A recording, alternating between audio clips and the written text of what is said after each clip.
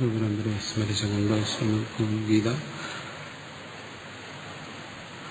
2-ാം അധ്യായം 49-ാമത്തെ ശ്ലോകം.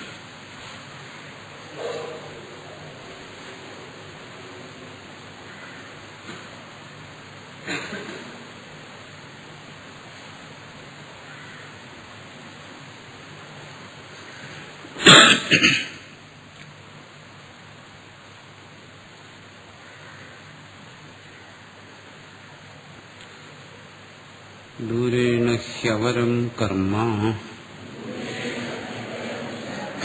ബുദ്ധിയോഗാത് ധനഞ്ജയ ബുദ്ധൗ ശരണമന്വിച്ഛ കൃപണാ ഫലഹേതവഃ.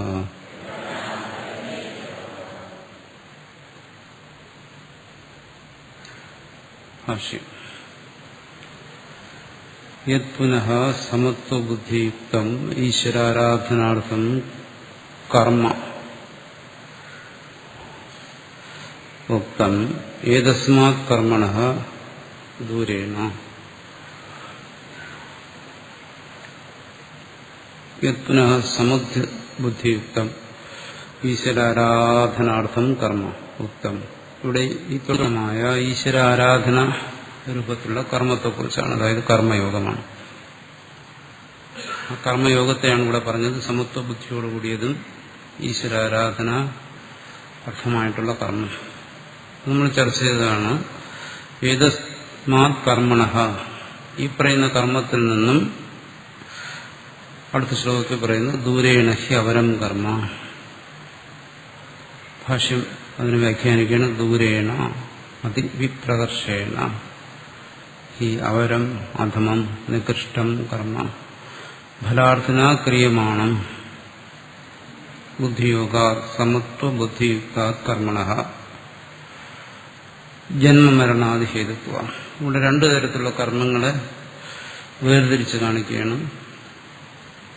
ഒന്നെന്താണ് അവരം കർമ്മ. അവരം എന്ന് പറഞ്ഞാൽ അധമം, നികൃഷ്ടമായ കർമ്മം. അതെന്താണ്? ദൂരേണ, വളരെ അന്തരമുള്ളതാണ്. അതിവിപ്രകർഷേണ, ഈ നികൃഷ്ടമായ അധമമായ കർമ്മം വളരെ അന്തരമുള്ളതാണ്. നികൃഷ്ടമായ അധമമായ കർമ്മം എന്ന് പറയുമ്പോൾ അത് നിഷിദ്ധ കർമ്മങ്ങളല്ല, ഫലത്തെ ആഗ്രഹിച്ച് ചെയ്യുന്ന കർമ്മങ്ങളെല്ലാം ഇവിടെ അധമമാണ്. ആധ്യാത്മിക ശാസ്ത്രത്തിൽ അത് അധമമാണ്. കർമ്മയോഗവുമായി താരതമ്യപ്പെടുത്തി ആപേക്ഷികമായി പറയുകയാണ് അത് അധമമാണ് എന്ന് പറയുന്നത്. സത്കർമ്മങ്ങൾ ശ്രേഷ്ഠം തന്നെയാണ് അസത്കർമ്മങ്ങളെ അപേക്ഷിച്ച് നോക്കുമ്പോൾ. അസത് വ്യവഹാരത്തെ അപേക്ഷിച്ച് നോക്കുമ്പോൾ സദ്വ്യവഹാരം ശ്രേഷ്ഠം തന്നെ. പക്ഷെ കർമ്മയോഗവുമായി താരതമ്യപ്പെടുത്തുമ്പോൾ അതെന്താണ്? അത് നികൃഷ്ടമാണ്. എന്തുകൊണ്ട്? ഫലാർത്ഥന ക്രിയമാണ്, അതിൽ ഫലകാമനയുണ്ട്. അപ്പോൾ ഫലകാമനയോടുകൂടി എത്ര ശ്രേഷ്ഠമായ കർമ്മം അനുഷ്ഠിച്ചു കഴിഞ്ഞാലും അത് അധമമാണ് എന്നാണ് ഇവിടെ ഭാഷ്യകാരൻ പറയുന്നത്. അത് ഏതിനപേക്ഷിച്ച്? ബുദ്ധിയോഗ സമത്വ ബുദ്ധിയുക്ത കർമ്മണഃ. സമത്വ ബുദ്ധിയുക്തമായ കർമ്മവുമായി താരതമ്യപ്പെടുത്തി നോക്കുമ്പോൾ എന്ന് പറയുമ്പോൾ ഇവിടെ സമത്വ ബുദ്ധിയുക്തമായ കർമ്മത്തെക്കുറിച്ച്, കർമ്മയോഗിയുടെ കർമ്മത്തെക്കുറിച്ച് ഇവിടെ സ്തുതിച്ചു പറയുകയാണ്. അത് ശ്രേഷ്ഠമാണ്. അതിനപേക്ഷിച്ച് സാധാരണ ചെയ്യുന്ന കർമ്മങ്ങൾ അത് എത്ര മഹത്തായാലും ഇതിനപേക്ഷിച്ച് നോക്കുമ്പോൾ അത് അധമമാണ്. എന്തുകൊണ്ട്? ജന്മമരണാദി ഹേതുത്വ. അത്തരം കർമ്മങ്ങൾ അഹന്തയോടും മമതയോടും കാമനയോടും മറ്റും ചേർന്നിരിക്കുന്നുണ്ട്. അത് ജന്മമരണാദികൾക്ക് ഹേതുവാണ്. ജന്മം, മരണം, ആ ജീവിതത്തിൽ വരുന്ന സുഖദുഃഖങ്ങൾ, ഇതിനെല്ലാം ഹേതുവായിത്തീരുന്നു. അതുകൊണ്ട് അത്തരം കർമ്മങ്ങൾ യോഗബുദ്ധിയില്ലാതെ അനുഷ്ഠിച്ചു കഴിഞ്ഞാൽ അത് അധമം തന്നെയാണ്, നികൃഷ്ടകർമ്മമായിട്ട് കണക്കാക്കുന്നത്. അതുകൊണ്ടാണ് ഇവിടെ പാപവും പുണ്യവും തുല്യമാണെന്ന് പറയും. ഈ പറയുന്ന സത്കർമ്മങ്ങളുടെ അനുഷ്ഠാനം കൊണ്ട് പുണ്യം ഉണ്ടാകുന്നു, നിഷിദ്ധ കർമ്മങ്ങളുടെ അനുഷ്ഠാനം കൊണ്ട് പാപം ഉണ്ടാകുന്നു. ഇവിടെ ആധ്യാത്മിക പ്രകരണത്തിൽ, ആധ്യാത്മിക സന്ദർഭത്തിൽ ഇത് രണ്ടും അധമം തന്നെയാണ്, പുണ്യവും പാപവും. എന്തുകൊണ്ട്? ജന്മമരണാദി ഹേതുത്വം. അത് ജന്മമരണാദികൾക്ക് വീണ്ടും ജനിക്കുന്നതിന് അത് കാരണമായി തീരുന്നു. ജനിക്കുമ്പോൾ വീണ്ടും സുഹൃത്തുക്കാനുഭവത്തിന് അത് കാരണമായി തീരുന്നു എന്നാണ്. ഹേ ധനഞ്ജയ, യതയേവം തതോ യോഗവിഷയായാം ബുദ്ധൗ തത്പരിപാകജായാം വാ സാംഖ്യബുദ്ധൗ ശരണം ആശ്രയം അഭയപ്രാപ്തി കാരണം അന്വിച്ഛ പ്രാർത്ഥയസ്വ പരമാർത്ഥജ്ഞാന ശരണോ ഭവ. അതുകൊണ്ടിവിടെ അർജുനോട് പറയുന്നു, ബുദ്ധൗ ശരണം അന്വിച്ഛ. അതിനെ വ്യാഖ്യാനിക്കണം. യഥേവം, നീ ചെയ്തുകൊണ്ടിരിക്കുന്ന സത്കർമ്മങ്ങൾ പോലും നിനക്ക് ബന്ധനകരമാണ്.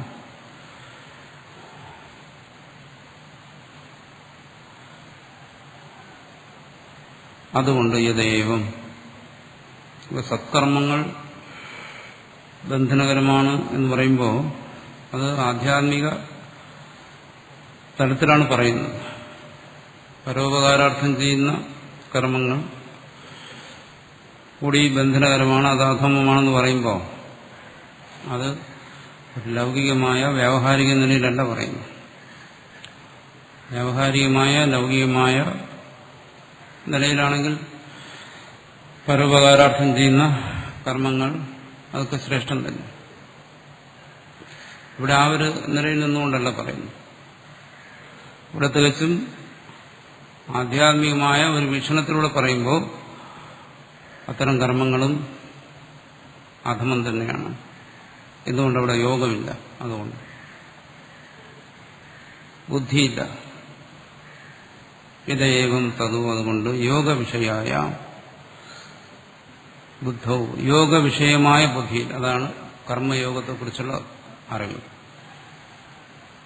കർമ്മയോഗത്തെക്കുറിച്ചുള്ള അറിവിനെ നീ ആശ്രയിക്കൂ. എന്നുവെച്ചാൽ കർമ്മയോഗം എന്താണെന്ന് അറിഞ്ഞ് കർമ്മമനുഷ്ഠിക്കൂ എന്ന് പറയുന്നു. അത് കർമ്മയോഗത്തിന്റെ പരിപക്വ അവസ്ഥയിലാണെങ്കിലോ തത് പരിഭാഗജായാം വാ സാംഖ്യബുദ്ധവും, തത് പരിഭാഗം കൊണ്ടുണ്ടാകുന്ന സാംഖ്യബുദ്ധിയിൽ, ആത്മബോധത്തിൽ ശരണം ആശ്രയം, അതിനെ നീ ആശ്രയിക്കുക. ഒന്നുകിൽ കർമ്മയോഗത്തിന് വേണ്ട അറിവിനെ സമ്പാദിക്കുക, അതൊരു അധികാരിയോട് പറയുന്നു. അല്ല, ഇനി അതിൽ സിദ്ധി വന്നവനാണെങ്കിൽ സാംഖ്യബുദ്ധി ആശ്രയിക്കുക. അവിടെ കർമ്മത്തിന്റെ പ്രസക്തിയില്ല. അഭയപ്രാപ്തി കാരണം, അതാണ് അഭയപ്രാപ്തിക്ക് കാരണമായിരിക്കുന്നത്. അഭയപ്രാപ്തിക്ക്, മോക്ഷപ്രാപ്തിക്ക് കാരണമായിരിക്കുന്ന അതിനെ അന്വേഷിച്ച പ്രാർത്ഥയസു, അതിനെ നീ ആശ്രയിക്കൂ. പരമാർത്ഥ ജ്ഞാനശരണോ ഭവ, പരമാർത്ഥ ജ്ഞാനശരണനായി തീരുക, പരമാർത്ഥ ജ്ഞാനത്തെ ആശ്രയിക്കുന്നവനായി തീരുക. അതാണ് ഇവിടെ അർജുനന് കൊടുക്കുന്ന ഉപദേശം. അല്ലാതെ കർമ്മം ചെയ്തുകൊണ്ടായില്ല, സത്കർമ്മം ചെയ്തുകൊണ്ടും ആയില്ല, ലോകോപകാരാർത്ഥം കർമ്മം ചെയ്തുകൊണ്ടും ഇല്ല. മറിച്ച് പരമാർത്ഥ ജ്ഞാനത്തിൽ സ്വീകരിക്കുക. കർമ്മയോഗിയെ സംബന്ധിച്ചിടത്തോളം അയാൾ പരമാർത്ഥ ജ്ഞാനത്തെയാണ് സ്വീകരിച്ചിരിക്കുന്നത്. ഈ കർമ്മയോഗത്തിന്റെ പരിഭാഗത്തിൽ നിന്നും ഉണ്ടാകുന്ന ആ ജ്ഞാനം, അതും പരമാർത്ഥ ജ്ഞാനമാണ്. അതിനാണ് ആശ്രയിക്കുന്നത്, അതിനെ ആശ്രയിക്കുമെന്നാണ് ഇവിടെ കാണിക്കുന്നത്. എന്താണ്? ആ ജ്ഞാനത്തിന്റെ തത്വബോധത്തിന്റെ പ്രാധാന്യത്തെ കാണിക്കുകയാണ്. എന്ത് കർമ്മം ചെയ്യുന്നു എന്നുള്ളതിനെ അപേക്ഷിച്ച് എന്ത് ബോധത്തോടുകൂടി ആ കർമ്മത്തെ അനുഷ്ഠിക്കുന്നു എന്നുള്ളതാണ് മുഖ്യം കർമ്മയോഗത്തെ സംബന്ധിച്ച്. അതിന്റെ പ്രാധാന്യത്തെ അതുകൊണ്ടാണ് ഇവിടെ ആവർത്തിച്ച് ബുദ്ധി എന്ന് പറയുന്നത്. എന്തിനതിനെ വീണ്ടും ബോധിപ്പിക്കുന്നു? യഥാ അവരം കർമ്മ കുർവാണാഹ കൃപണാഹ ദീനാഹ ഫലഹേതവഃ ഫലതൃഷ്ണാപ്രയുക്താഃ സന്തഃ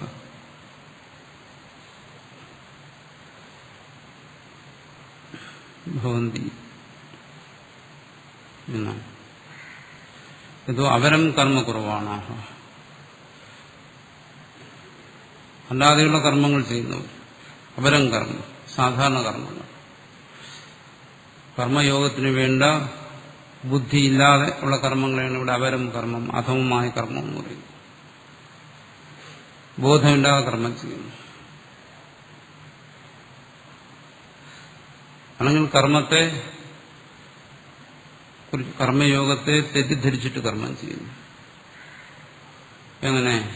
ഞാൻ പരോപകാരാർത്ഥം കർമ്മം ചെയ്യുകയാണ്, ലോകസേവനത്തിന് വേണ്ടി കർമ്മം ചെയ്യുകയാണ്, ഇതാണ് കർമ്മയോഗം എന്ന് ധരിച്ച് കർമ്മം ചെയ്യുന്നു. അവരം കർമ്മ കുർവാണാഹ, അങ്ങനെ കർമ്മം ചെയ്യുന്നവരെന്താണ്? കൃപണാഹ ദീനാഹ, ശോചനീയന്മാരാണ്. അവരെക്കുറിച്ച് വിവേകമുള്ളവർ ദുഃഖിക്കുന്നു. അവർ ദീനാർഹരാണ്. എന്തുകൊണ്ട്? ഫലഹേതവഃ, അവരുടെ കർമ്മങ്ങൾ പല ഫലത്തിനും ഹേതുക്കളായിത്തീരുന്നു. എന്തുകൊണ്ട്? ഫലതൃഷ്ണാപ്രയുക്താഃ, ഫലതൃഷ്ണ അവരുടെ ഉള്ളിലുണ്ട്. കർമ്മഫലത്തെക്കുറിച്ചുള്ള തൃഷ്ണ അവരിലുണ്ട്. അതായത് മറ്റുള്ളവർക്ക് വേണ്ടി കർമ്മം ചെയ്യുന്നു. ഈ കർമ്മത്തിൽ നിന്ന് ഞാൻ യാതൊന്നും പ്രതീക്ഷിക്കുന്നില്ല എന്ന് കരുതി കർമ്മം ചെയ്യുന്നവന്റെ ഉള്ളിലും ഫലതൃഷ്ണയുണ്ട്.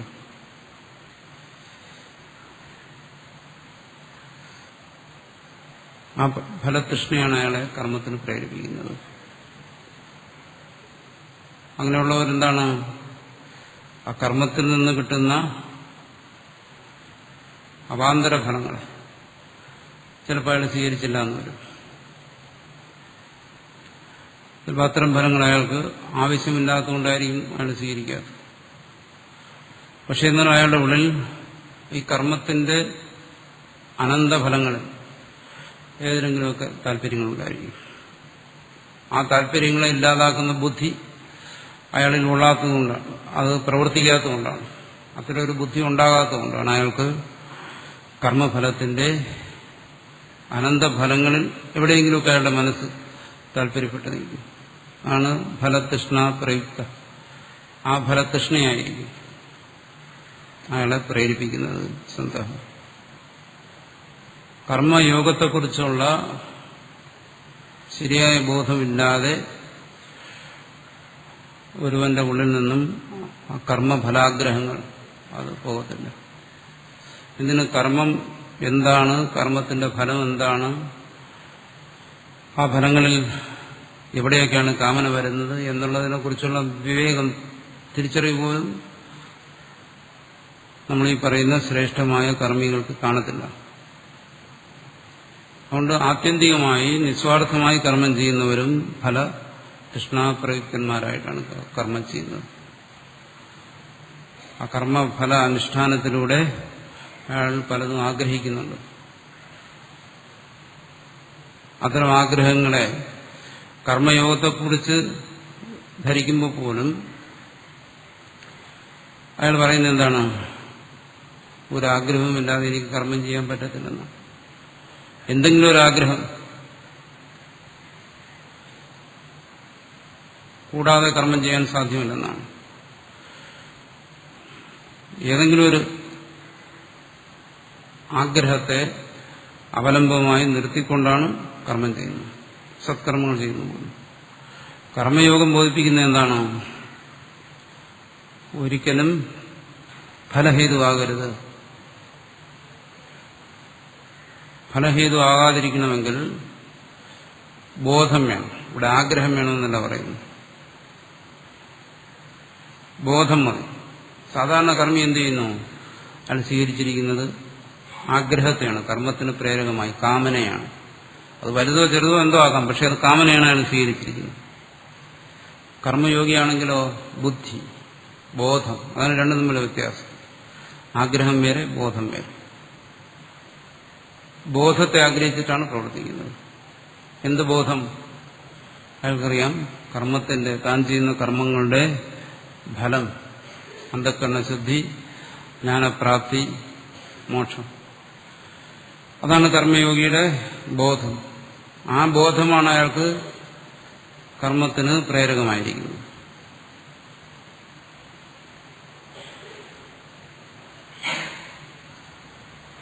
കേവല കർമ്മിയാണെങ്കിലോ അയാൾ കർമ്മം ചെയ്യുമ്പോൾ അയാൾ പറയുന്നു, ഞാൻ ഫലത്തെ ഉപേക്ഷിച്ചിരിക്കുകയാണ്, എനിക്ക് ഈ കർമ്മത്തിന്റെ ഫലം എനിക്ക് വേണ്ട, മറ്റൊരാൾക്ക് വേണ്ടി ഞാനിത് ചെയ്യുന്നു എന്ന് പറഞ്ഞ അയാൾ ഫലസങ്കല്പത്തെ ത്യജിക്കുമ്പോഴും അയാളുടെ ഉള്ളിൽ എന്തുവരും? വേറെ പല കാമനകളും ആയിരിക്കും. അയാളെ കർമ്മത്തിന് പ്രേരിപ്പിക്കുന്ന പല ആഗ്രഹങ്ങളും ഇരിക്കും. അപ്പോൾ എന്ത് ചെയ്യുന്നു? അയാൾ ഫലഹേതുവായിത്തീരുന്നു. അതുകൊണ്ട് തന്നെ കർമ്മയോഗത്തിന്റെ താല്പര്യങ്ങൾ മനസ്സിലാക്കാത്തതുകൊണ്ട് ഇനി അയാൾ മനഃപൂർവ്വം കർമ്മഫലത്തെ ആഗ്രഹിച്ചില്ലെങ്കിലും കർമ്മം അവശ്യം കൊടുക്കുന്ന ഫലങ്ങളെ അയാൾക്ക് സ്വീകരിക്കേണ്ടി വരും. ആഗ്രഹിച്ചാലേ കർമ്മഫലം കൊടുക്കുമെന്നില്ല, നമ്മൾ മുമ്പ് ചർച്ച ചെയ്തതാണ്. ആഗ്രഹിക്കാതെയും കർമ്മഫലം കൊടുക്കും. ആ ഫലങ്ങളെ അയാൾ സ്വീകരിക്കേണ്ടി വരുന്നു. കർമ്മയോഗിക്കാതും സ്വീകരിക്കേണ്ടി വരുന്നില്ല. അതുമാത്രമല്ല, ഒരു കേവല കർമ്മിക്ക് ഒരിക്കലും അഹന്തയെ ത്യജിക്കാൻ സാധ്യമല്ല. എത്ര ശ്രേഷ്ഠമായ ദിവ്യമായ കർമ്മങ്ങൾ ചെയ്യുകയാണെങ്കിലും ശരി, അവിടെ അഹന്ത കാണും. കർമ്മയോഗമല്ല. ദിവ്യമായ കർമ്മം എന്ന് പറയുമ്പോൾ അത് ഈശ്വര പൂജ ആയിക്കൊള്ളട്ടെ. നമ്മൾ പറയുന്നത് ശ്രേഷ്ഠമായ കർമ്മം അതാണെന്നാണ്. ഈശ്വര പൂജ, ബ്രാഹ്മണ കർമ്മം, പുരോഹിത കർമ്മം, അതിനെ വളരെ ശ്രേഷ്ഠമായ കർമ്മമെന്നാണ് കരുതുന്നത് സാധാരണ. പക്ഷെ അത്തരം കർമ്മ ചെയ്യുന്നവരിലും നമ്മൾ കാണുന്നത് എന്താണ്? അവിടെയും തൃഷ്ണ, അഭിമാനം, ഇതെല്ലാം വളരെ ശക്തമായി മറ്റ് ലൗകിക കർമ്മങ്ങൾ ചെയ്യുന്നവരിൽ നിന്നും യാതൊരു ന്യൂനതയുമില്ലാതെ അതുപോലെ കാണുന്നതായിട്ടാണ് നമ്മൾ കാണുന്നത്. പുരോഹിതന്മാരെല്ലാം, ഈശ്വരപൂജ ചെയ്യുന്നവരെല്ലാം പൊതുവെ വലിയ ദുരാഗ്രഹികളായിട്ടാണ് കാണുന്നത്. സാധാരണ മനുഷ്യനേക്കാളും വളരെ ദുരാഗ്രഹം, ധനത്തിനും അതായത് അതിന്റെ പ്രതിഫലത്തിനും മറ്റും വളരെ ആഗ്രഹമുള്ളവരായിട്ടാണ് കാണുന്നത്. അപ്പോൾ അവർ ചെയ്യുന്ന സത്കർമ്മമാണ്, ഈശ്വരനെ പൂജിക്കുകയാണ്. പക്ഷേ ഫലത്തിലെന്താണ് കാണുന്നത്? വളരെ ദുരാഗ്രഹികളായിട്ടാണ്. കർമ്മം ചെയ്യുന്നതിന്റെ ലക്ഷ്യം തന്നെ ധനസമ്പാദനമാണ്. ഈശ്വര പൂജ ചെയ്യുന്നത് തന്നെ ധനസമ്പാദനത്തിന് വേണ്ടിയിട്ടാണ്. എന്തുകൊണ്ട്? അത് സത്കർമ്മമല്ലേ? അതിനും വലിയൊരു സത്കർമ്മമല്ലല്ലോ, ഈശ്വര പൂജയേക്കാൾ വലിയ സത്കർമ്മമാണ്. പക്ഷെ അവിടെ എന്തു വരുന്നു? അവർ കൃപണന്മാരാണ്, ദീനന്മാരാണ്. കാരണം ആ കർമ്മത്തിന്റെ ശ്രേഷ്ഠത, അതുകൊണ്ട് കർമ്മം കർമ്മയോഗമാകത്തില്ല.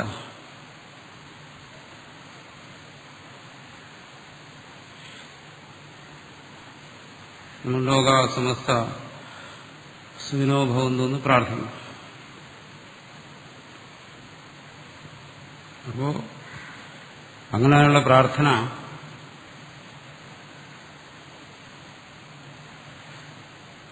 ആ പ്രാർത്ഥനയും അതിന്റെ അടിസ്ഥാനത്തിലുള്ള പ്രവൃത്തിയും ആ പ്രവൃത്തിയിലും കാമന വരാം. കാരണം ലോകത്തിൽ നിന്ന് പലതും പ്രതീക്ഷിച്ചുകൊണ്ടായിരുന്നു ലോകത്തിന് നന്മ വരണമെന്ന് പ്രാർത്ഥിക്കുന്നു. അവർക്ക് വേണ്ട ലോകത്തിൽ നിന്ന് നമുക്ക് സമ്പത്തൊന്നും വേണ്ട, അത് വേണ്ടെങ്കിലും ഒരുപക്ഷെ ലോകപൂജയെങ്കിലും ആഗ്രഹിക്കും, മനസ്സുകൊണ്ട് ആഗ്രഹിച്ചു പോകും, ലോകത്തിന്റെ അംഗീകാരമെങ്കിലും ആഗ്രഹിക്കും. വളരെ സൂക്ഷ്മമാണ് ഈ കർമ്മബന്ധനം, അതവിടെ ബന്ധിക്കും. അതുകൊണ്ട് പറയുന്നത് കൃപണന്മാരാണ്. കർമ്മയോഗത്തിന്റെ തത്വം മനസ്സിലാക്കാതെ ഈ ഫലഹേതുത്വത്തിൽ നിന്ന് ഒരാൾക്ക് രക്ഷപ്പെടാനൊക്കത്തില്ല. അതുകൊണ്ട് അത് വീണ്ടും ഇവിടെ വീണ്ടും പറയുന്നു കൃപണ ഫലഹേതവ.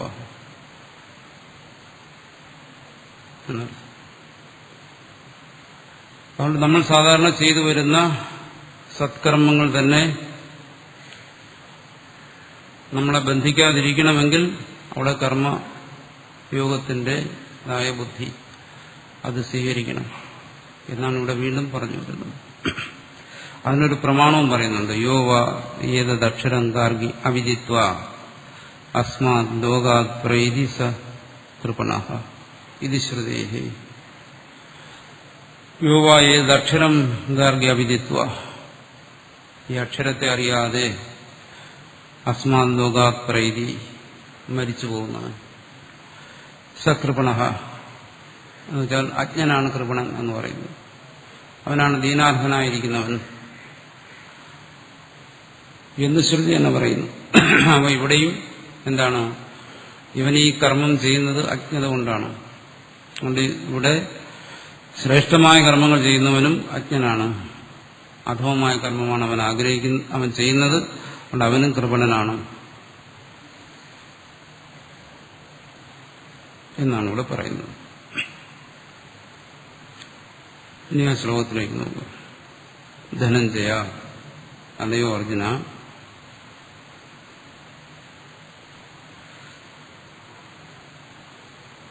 അപരം കർമ്മ,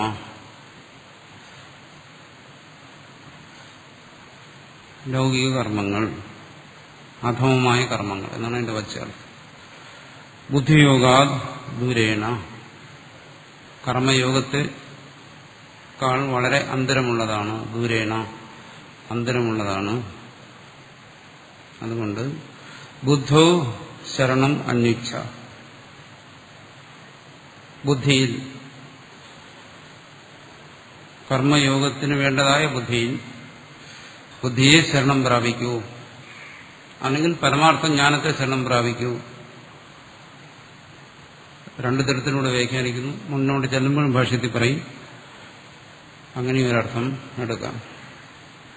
കൃപണ ഫലഹേതവ, സ്വന്തം പ്രവൃത്തി കൊണ്ട് ഫലത്തിന് കാരണക്കാരായിത്തീരുന്നവർ കൃപണന്മാരാണ്,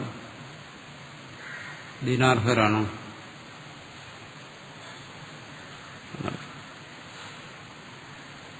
ദൂരേണ ഹ്യവരം കർമ്മ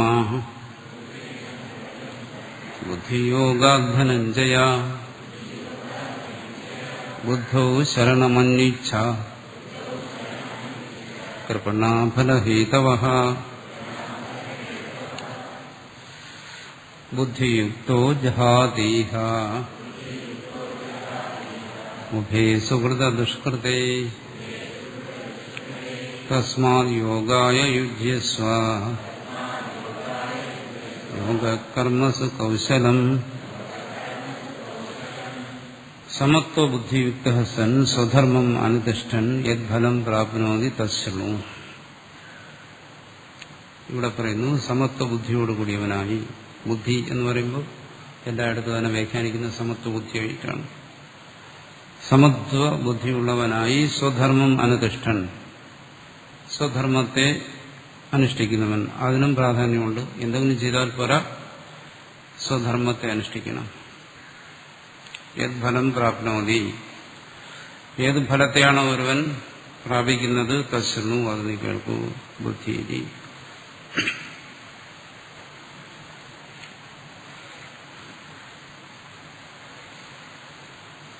ഇവിടെ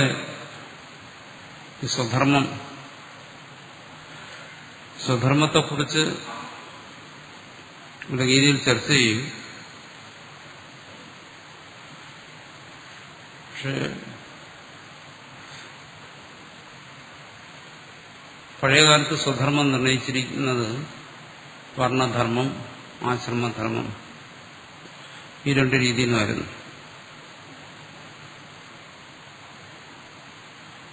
വർണ്ണധർമ്മത്തെ അനുസരിച്ച് ഒരാളുടെ സ്വധർമ്മത്തെ സ്വീകരിക്കാം, അല്ലെങ്കിൽ ആശ്രമധർമ്മത്തെ അനുസരിച്ച് ബ്രഹ്മചര്യം, ഗാർഹസ്ഥ്യം, വാനപ്രസ്ഥം ഇങ്ങനെയുള്ള ആശ്രമധർമ്മത്തെ അനുസരിച്ചുമായിരുന്നു സ്വധർമ്മത്തെ സ്വീകരിച്ചിരുന്നത്. അതുകൊണ്ടാണ് പറഞ്ഞത് തസ്മാത് ശാസ്ത്രം പ്രമാണം തേ. സ്വധർമ്മത്തെ ശാസ്ത്രങ്ങൾ, പ്രധാനമായിട്ട് സ്മൃതികൾ സ്വധർമ്മത്തെ നിർവഹിച്ചിരുന്നു. ഇന്നാരിന്ന ധർമ്മങ്ങൾ ചെയ്യണം. പക്ഷെ ഇന്ന് എന്താണ്, പരിസ്ഥിതികളെല്ലാം മാറിപ്പോയി. അന്നത്തെ ധർമ്മങ്ങൾ ഇന്നില്ല. മനുഷ്യന്റെ കർമ്മമണ്ഡലം തന്നെ മാറിപ്പോയി. സ്വധർമ്മം എന്ന് പറയുന്നത് ശാസ്ത്രത്തിലൂടെ നിർണയിക്കുക ഇന്ന് ദുഷ്കരമാണ്.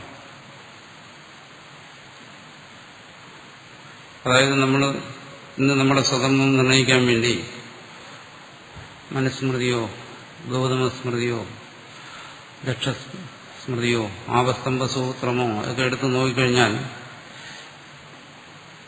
എന്താണ് സ്വധർമ്മമെന്ന് നിർണയിക്കാൻ കഴിയാതെ ബുദ്ധിമുട്ട് വരും. കാരണം അവിടെ വിവരിക്കുന്ന കർമ്മങ്ങൾ ഒന്നും ഇന്നത്തെ സമൂഹത്തിലില്ലാത്ത കാര്യങ്ങളാണ്. അവിടെ പറയുന്ന മൂല്യങ്ങൾ അതുണ്ടായിരിക്കും. പക്ഷേ ധർമ്മം, കർത്തവ്യമായി വരുന്ന കർമ്മങ്ങൾ അത് പോയി. അതൊന്നും ഒന്നില്ല. അത് മാത്രമല്ല, ഈ സ്വധർമ്മം ഇന്ന് ഒരാൾക്ക് സ്വീകരിക്കുന്നതിന്, തിരിച്ചറിയുന്നതിന് വളരെ ബുദ്ധിമുട്ടുള്ള കാര്യമാണ്.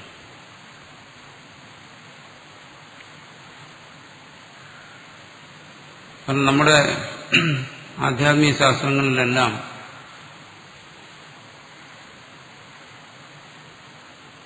ഈ ധർമ്മത്തെ നിർവചിക്കുമ്പോൾ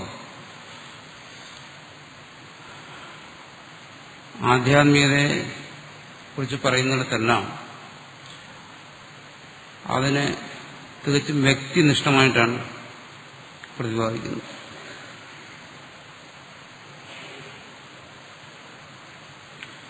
ഇത് മനുഷ്യന്റെ ഈ പരിസ്ഥിതികൾ മാറിയപ്പോൾ ധർമ്മം എന്ന് പറയുന്നത് കേവലം വ്യക്തിനിഷ്ഠമല്ല, മറിച്ചത് സമൂഹവുമായി ബന്ധപ്പെട്ടതായിപ്പോയി. അതാണ് ഇന്ന് ഈ ഇത്തരം മാർഗത്തിൽ സഞ്ചരിക്കുന്നവർക്ക് വരുന്ന വലിയൊരു ആശയക്കുഴപ്പം. അതായത് ആദർശവും അറിവും ജീവിതവുമായിട്ട് പൊരുത്തപ്പെടുത്താൻ കഴിയാതെ വരുന്ന ഒരു കൺഫ്യൂഷൻ എല്ലാവരുടെ മനസ്സിലുമുണ്ട്. ഒരു ഉദാഹരണം പറഞ്ഞു കഴിഞ്ഞാൽ, ഇപ്പോൾ സന്യാസധർമ്മത്തെക്കുറിച്ച് പറയുന്ന എല്ലാ ഗ്രന്ഥങ്ങളും, ശാസ്ത്രം എന്ന് പറയുന്ന എല്ലാ ഗ്രന്ഥങ്ങളിലും സന്യാസത്തെക്കുറിച്ച് പറയുന്നത് എന്താണോ? സന്യാസിയെ സമൂഹത്തിൽ നിന്നും വേർപെടുത്തുന്ന കാര്യങ്ങളാണ് പറയുന്നത്. സന്യാസം എന്ന് പറഞ്ഞാൽ അയാൾ സമൂഹത്തിൽ നിന്ന് വേർപെട്ടു പോകുക എന്നുള്ളതാണ്. അതിനെക്കുറിച്ച് സംശയമുണ്ടെങ്കിൽ മനുസ്മൃതി തുടങ്ങി വരുന്ന എല്ലാ സ്മൃതികളും പരിശോധിച്ചു. സന്യാസിമാർക്ക് വേണ്ടി മാത്രം എഴുതിയിട്ടുള്ള സ്മൃതികളുണ്ട്. ഇനി സന്യാസത്തെക്കുറിച്ച് പറയുന്ന ഭാഗങ്ങൾ മഹാഭാരതത്തിനും മറ്റും ഒരുപാടുണ്ട്. അവിടെയെല്ലാം എന്താണ്, സന്യാസം എന്ന് പറയുമ്പോൾ സമൂഹമായിട്ട് ബന്ധമൊന്നുമില്ല, തികച്ചും വ്യക്തിനിഷ്ഠമായ കാര്യമാണ്. സമൂഹത്തിൽ നിന്ന് ആ വ്യക്തിയെ പൂർണ്ണമായും ഒറ്റപ്പെടുത്തുന്ന ഒരു പ്രക്രിയയാണ് സന്യാസം.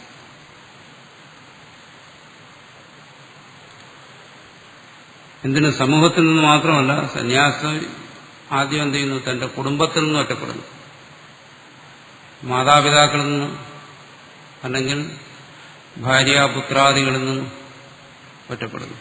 അപ്പൊ പിന്നെ സമൂഹത്തിൽ നിന്ന് ഒറ്റപ്പെടുക, അതാണ് സന്യാസം. വീട് ഉപേക്ഷിച്ച് പോവുക എന്നുള്ളതാണ്. അതിന്റെ ആദ്യം വരുന്നത് നിജഗൃഹ പൂർണ്ണം വിനർഗമ്യത ശങ്കരാചാര്യൻ പറഞ്ഞു. ആദ്യം തന്റെ വീട്ടിൽ നിന്ന് പോകാനാണ് പറയുന്നത്. അപ്പൊ സന്യാസത്തിന്റെ തുടക്കം തന്നെ എന്താണ്? സ്വന്തം കുടുംബത്തെ ഉപേക്ഷിക്കുക എന്ന് പറയുമ്പോൾ പിന്നെ സമൂഹമായിട്ട് സന്യാസിക്കേണ്ട ബന്ധം. പക്ഷെ ഇന്നത്തെ സന്യാസിമാർക്കെല്ലാം വലിയ അക്കടി പറ്റിയിരിക്കുകയാണ്. അവരെ തിരിച്ചറിയുന്നില്ല എന്നുള്ള കാര്യം വേറെ, അല്ലെങ്കിൽ തിരിച്ചറിയുമ്പോൾ വൈകുന്നു. കുടുംബത്തെ ഉപേക്ഷിച്ച് പോകുന്ന സന്യാസി എന്ന് ചാടുന്ന ഇവിടെ, സമൂഹത്തെ ഉപേക്ഷിച്ച് പോകുന്ന സന്യാസി എന്ന് ചാടുന്നത് വീണ്ടും സമൂഹത്തിലാണ്. അപ്പൊ അവിടെ കിടന്ന് പിന്നെ കൈയും കാലും ഇട്ടടിക്കുകയാണ്. താൻ എവിടേക്ക് തിരിച്ച് എവിടെ വന്ന് ചാടി. നമ്മുടെ ധർമ്മശാസ്ത്രങ്ങളിൽ പറയുന്ന സന്യാസം എവിടെ, താൻ നിൽക്കുന്ന സന്യാസം എവിടെ, ഈ ഒരു ആശയക്കുഴപ്പത്തിലാണ് മിക്കവാറും സന്യാസിമാരല്ല, ബ്രഹ്മചാരികൾ എന്ന് പറയുമ്പോൾ ഇത് ബ്രഹ്മചാരിയെ കുറിച്ച് പറയുന്നതല്ല എന്ന് വിചാരിക്കും. എല്ലാവരും ആരാണോ ഈ മാർഗത്തിലേക്ക് എടുത്തു ചാടുന്ന അവർക്കെല്ലാം ഈ ഒരു വൈഷമ്യമുണ്ട്. എന്തുകൊണ്ട്? നമ്മുടെ ആധ്യാത്മിക ശാസ്ത്രങ്ങളിൽ ഈ ആധ്യാത്മികതയെ അതിൽ തീവ്രത വരുന്നതിനനുസരിച്ച് അതിനെ സമൂഹത്തിൽ നിന്നും മാറ്റി കേവലം വ്യക്തിനിഷ്ഠമായിട്ടാണ് പ്രതിപാദിക്കുന്നത്. അതുകൊണ്ടാണ് സന്യാസിമാർക്കെല്ലാം ഇങ്ങനെ നെടുവീർപ്പിടേണ്ടി വരുന്നത്. ഇത് എവിടെയാ ചെന്ന് നിൽക്കുന്നതെന്നുള്ളത്. അപ്പൊ സ്വധർമ്മത്തെ നിർണയിക്കുന്നതിന് വലിയ വൈഷമ്യം വരുന്നു. സന്യാസത്തെക്കുറിച്ച് പറഞ്ഞിരിക്കുന്നത് എന്താണ്? സന്യാസി ഒന്ന് പറയുന്നത് ഏകാഗിയായിരിക്കണം, രണ്ടുപേർ കൂടിച്ചേരാൻ പാടില്ല, എന്നാൽ സംസാരമായി പോകും. സംസാരിക്കാൻ ഇടകെട്ടിയ സംസാരമായി പോകും. സന്യാസി 3 ദിവസം കൂടുതൽ താമസിക്കാൻ പാടില്ല അവരുടെ, അല്ലെങ്കിൽ പറയും 1 ദിവസത്തിൽ കൂടുതൽ താമസിക്കാൻ പാടില്ല. സന്യാസിയുടെ പേര് തന്നെ പരിവ്രാജകൻ എന്നാണ്. സർവം പരിത്യജ്യ വർജതി എന്നാണ് അതിന്റെ വ്യുത്പത്തി തന്നെ. സർവം പരിത്യജ്യ വർജതി, സർവവും ഉപേക്ഷിച്ചിട്ട് സഞ്ചരിക്കുന്നവനെന്നാണ് അതിന്റെ അക്ഷരാർത്ഥത്തിലുള്ള വ്യാഖ്യാനം അനുസരിച്ച് തന്നെ സന്യാസി സഞ്ചരിച്ചേ തീരും. ഗ്രാമത്തിന്റെ പുറത്ത് പോകണം സന്യാസി, ഗ്രാമത്തിൽ നിന്ന് പോലും. പിന്നെ പട്ടണത്തിന്റെ കാര്യം പറയാനില്ല. പട്ടണം കണ്ടു കഴിഞ്ഞാൽ നഗരത്തിൽ സന്യാസി പ്രവേശിക്കരുതെന്നാണ് സന്യാസിയെ കുറിച്ച് പറയുന്നത്. സന്യാസി സ്വന്തം പാദത്തിൽ മാത്രം നോക്കി സഞ്ചരിക്കണമെന്നാണ്, മുന്നോട്ട് നോക്കാൻ പാടില്ല. അതൊക്കെ പല ഉപനിഷത്തുകളും ഒക്കെ വളരെ രസകരമായ രീതിയിൽ കാര്യങ്ങൾ വ്യാഖ്യാനിക്കുന്നു. എന്നിട്ട് സന്യാസിമാരുടെ തന്നെ ഭേദങ്ങൾ, ഹംസൻ, പരമഹംസൻ, ബഹൂതകൻ, കുടീചകൻ, ഇങ്ങനെ പറഞ്ഞ് സന്യാസിമാരുടെ പലതരത്തിലുള്ള വിഭാഗങ്ങൾ. ഇതെല്ലാം നമ്മൾ സാധാരണ മറ്റ് ഈ ദശോപനിഷത്തുകളല്ലാതെയുള്ള ഉപനിഷത്തുകൾ എടുത്ത് വായിച്ചു നോക്കിയാലെല്ലാം ഈ പലതരത്തിലുള്ള രീതികളെ കുറിച്ച് പറയുന്നുണ്ട്, സന്യാസത്തെ കുറിച്ച്. ഇതെല്ലാം ധരിക്കുന്ന ഒരാൾക്ക് സന്യാസം എന്ന് പറയുമ്പോൾ അതൊരു ഒറ്റപ്പെട്ട ജീവിതമാണ്, തികച്ചും വ്യക്തിനിഷ്ഠമായ ഒരനുഷ്ഠാനമായിട്ടേ നമുക്ക് ധരിക്കാൻ പറ്റും. അപ്പം നമ്മുടെ ശാസ്ത്രങ്ങളിലെല്ലാം അങ്ങനെ ഒരു സന്യാസത്തെക്കുറിച്ച് പറയുന്നു. അങ്ങനെയല്ലാതെ സമൂഹവുമായി ബന്ധപ്പെട്ടിരുന്ന് ഒരു കർമ്മം ചെയ്യുന്ന ഒരു സന്യാസത്തെക്കുറിച്ച് ഒരു സ്ഥലത്തും പറയുന്നില്ല. അപ്പോൾ ചിലർ ചോദിക്കും, ആത്മനോ മോക്ഷാർത്ഥം ജഗത് ഹിതായച്ച എന്തെല്ലാം പറഞ്ഞിട്ടുണ്ടല്ലോ, ഇതെവിടെയാ പറഞ്ഞിരിക്കുന്നത്? ആർക്കെങ്കിലും അറിയാമോ ഇതെവിടെയാ പറഞ്ഞിരിക്കുന്നത്? ആരെങ്കിലും കണ്ടിട്ടുണ്ടോ? ഏത് പുസ്തകത്തിലാണ് ഇത് പറഞ്ഞിരിക്കുന്നത്? ആത്മനോ മോക്ഷാർത്ഥം ജഗത് ഹിതായ, എവിടെയാ ഇത് പറഞ്ഞിരിക്കുന്നു?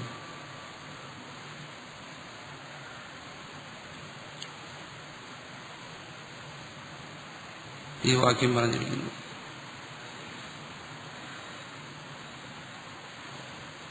പറയുന്നുണ്ട്, ഗീതയിൽ തന്നെ പറയുന്നുണ്ട്, ലോകസംഗ്രഹമേവാപി സമ്പശ്യൻ കർത്തുമർഹതി. ലോകക്ഷേമത്തെ ചിന്തിച്ചെങ്കിലും നീ നിന്റെ കർമ്മത്തെ ചെയ്യണം. അങ്ങനെ പറയുന്നുണ്ട് ഗീതയിൽ. കർമ്മയോഗത്തെക്കുറിച്ച് പറയുന്ന സന്ദർഭങ്ങളിൽ ഇത് പറയുന്നുണ്ട്. പക്ഷെ സന്യാസത്തെക്കുറിച്ച് പറയുന്ന സന്ദർഭങ്ങളിൽ ഇത് പറയുന്നില്ല. സന്യാസത്തെക്കുറിച്ച് പറയുന്ന സന്ദർഭത്തിൽ ലോകത്തിൽ നിന്ന് തന്റെ എല്ലാ ബന്ധവും വിച്ഛേദിക്കുന്ന കാര്യം പറയുന്നു. പിന്നെ ലോകത്തിനോട് ബന്ധപ്പെടുന്ന കാര്യം പറയുന്നു. മനുസ്മൃതിയിലും മറ്റും പറയുന്നതാണെങ്കിൽ വീട് വീഴ്ച പോവുക, കാട്ടിൽ പോവുക, അവിടെ കിടന്ന് മരിക്കുക എന്നാണ് പറയുന്നത്. അത് പിന്നെ യാതൊരു തരത്തിലും ലോകത്തിനോട് പിന്നെ തിരിച്ച് ബന്ധപ്പെടുന്ന ഒരു സന്യാസം നമ്മുടെ ധർമ്മശാസ്ത്രങ്ങളിൽ ഒരിടത്തും.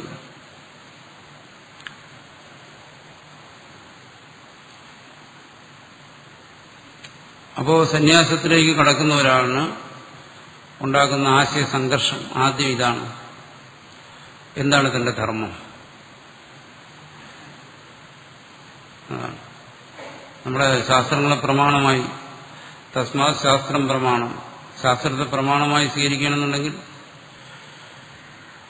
ഉടൻ വരുന്ന പിന്നെ എന്താണ്? മാനസികമായ ഒരു പൊരുത്തക്കേടാണ്. തന്റെ അറിവും തന്റെ പ്രവൃത്തിയും യോജിക്കാതെ വരിക, ശരിയല്ലാന്ന് തോന്നുന്നു. ഈ കർമ്മമണ്ഡലത്തിൽ നിന്ന് പ്രവർത്തിക്കുന്ന എല്ലാ സന്യാസിമാരുടെ മനസ്സിലിതുണ്ട്. അതുകൊണ്ടാണ് ഇടയ്ക്കിടയ്ക്ക് കർമ്മത്തെ ത്യജിക്കുന്നത്, വീണ്ടും കർമ്മത്തിലേക്ക് വരുന്നത്. അപ്പോൾ ഈ ശാസ്ത്രത്തിൽ പറഞ്ഞിരിക്കുന്നത് തെറ്റാണോ? സമൂഹത്തിൽ നിന്നും പൂർണ്ണമായും വേർപെട്ട് ഉള്ളൊരു സന്യാസം എന്ന് പറയുന്ന ഒരു ആദർശം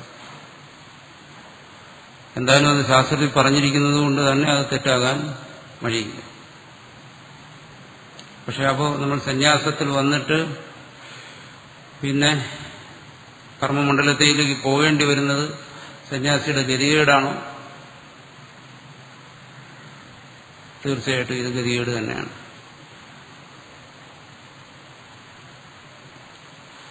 സന്യാസിയുടെ ഗതികേട് തന്നെയാണ്. എന്തുകൊണ്ട് അങ്ങനെ ഒരു ഗതികേട് വരുന്നു? അവിടെയാണ് ഈ കർമ്മയോഗം ഇല്ലാത്തതുകൊണ്ട്. അതുകൊണ്ടാണ് അങ്ങനെ ഒരു ഗതികേട് ചെന്നപ്പെടുന്നത്. അതുകൊണ്ടാണ് സന്യാസി ഇങ്ങനെ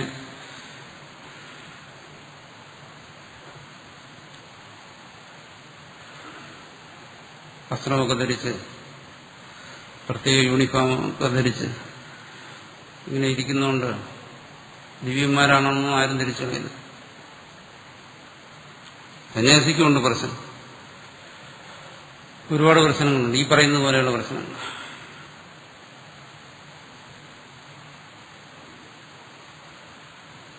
ഒരിക്കലും ഇത്തരം ആശയങ്ങളെ ഉൾക്കൊണ്ട ഒരു സന്യാസിക്ക് തന്റെ ജീവിതവും ഈ ആശയവുമായിട്ട് പൊരുത്തപ്പെടുത്താൻ കഴിയത്തില്ല.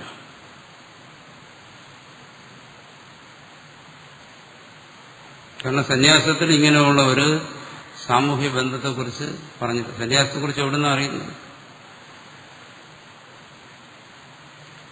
അപ്പൊ ഈ പ്രശ്നത്തെ പരിഹരിക്കുന്നതിന് എന്താണ് ചെയ്തത്? പല ആധുനികന്മാരായ ആൾക്കാരും സന്യാസത്തിന് പുനർനിർവചനങ്ങൾ നൽകി. കാരണം ഈ സന്യാസിയുടെ ഈ തത്രപ്പാട് കൊണ്ടിട്ടാണ് സന്യാസത്തെ ഒന്ന് മൂല്യ നവീകരണം ചെയ്തു. പല ആചാര്യന്മാരും അങ്ങനെ ചെയ്യുന്നുണ്ട്, പുതിയ ആൾക്കാർ. അപ്പോൾ സന്യാസത്തിന്, കാരണം ഈ ആശയത്തെ ഇനിയൊന്നും ചെയ്യാൻ പറ്റത്തില്ല, അത് ഉറച്ചുപോയതാണ്. സന്യാസത്തെക്കുറിച്ചുള്ള പാരമ്പര്യമായ സിദ്ധാന്തങ്ങൾ, അതിനൊന്നും ചെയ്യാൻ പറ്റത്തില്ല. അതുകൊണ്ട് അവരെന്ത് ചെയ്തു?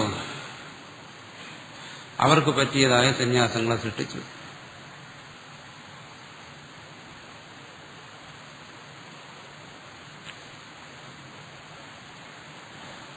അടിക്കുന്ന വഴിയെ പോയില്ലെങ്കിൽ പോകുന്ന വഴി അടിക്കുക,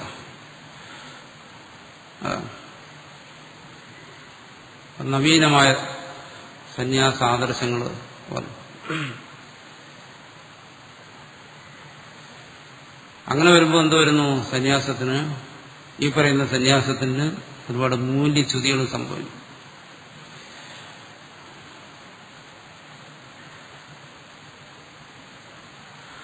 ഇനി ഈ സന്യാസത്തിൽ ഒരാൾ ഉറച്ചു നിൽക്കാൻ ആഗ്രഹിക്കുകയാണെങ്കിലോ അയാൾക്ക് ഫലമായി വരുന്നത് മാനസിക സംഘർഷങ്ങളാണ്. ഈ പൊരുത്തക്കേട് അയാൾക്ക് എപ്പോഴും കാണാൻ കഴിയും.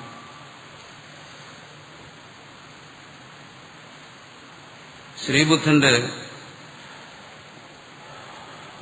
സന്യാസം, ബുദ്ധമത സന്യാസം, അവിടെ സന്യാസത്തില് സന്യാസധർമ്മത്തെക്കുറിച്ചും സന്യാസ സംഘത്തെക്കുറിച്ചും പറയുന്നു. സന്യാസിമാർ ഒരുമിച്ച് കൂടുക. പക്ഷെ എന്നാലും സന്യാസിയുടെ നിഷ്ഠകൾ അവിടെയും വളരെ കർശനമായിരുന്നു. ബുദ്ധൻ പോലും സന്യാസിക്ക് ഒരു വസ്ത്രമേ അനുവദിച്ചിരുന്നുള്ളൂ. പിന്നീട് വളരെ കാലം കഴിഞ്ഞ് സംഘം വളരെ കാലം കഴിഞ്ഞ് പിന്നീട് സന്യാസിമാർക്ക് 2 വസ്ത്രം അനുവദിച്ചത്. വർഷകാലത്ത് 1 വർഷം കൊണ്ട് പറ്റത്തില്ല എന്ന് പറഞ്ഞു. വളരെ കർശനമായ നിഷ്ഠകൾ. അവിടെയും സന്യാസി ബാഹ്യമായി ലൗകികമായ കർമ്മരംഗങ്ങളിലേക്ക് വന്ന് ലൗകിക ധർമ്മങ്ങളെ ഏറ്റെടുത്ത് പ്രവർത്തിക്കുന്ന ഒരു സമ്പ്രദായത്തെക്കുറിച്ച് അവിടെയും വിശദീകരിച്ചിട്ടുണ്ടായിരുന്നു. അവിടെയും പറയുന്നില്ല. അവിടെയും സന്യാസി ശ്രമണൻ, അവിടെയും സന്യാസി പരിവ്രാജകൻ തന്നെ.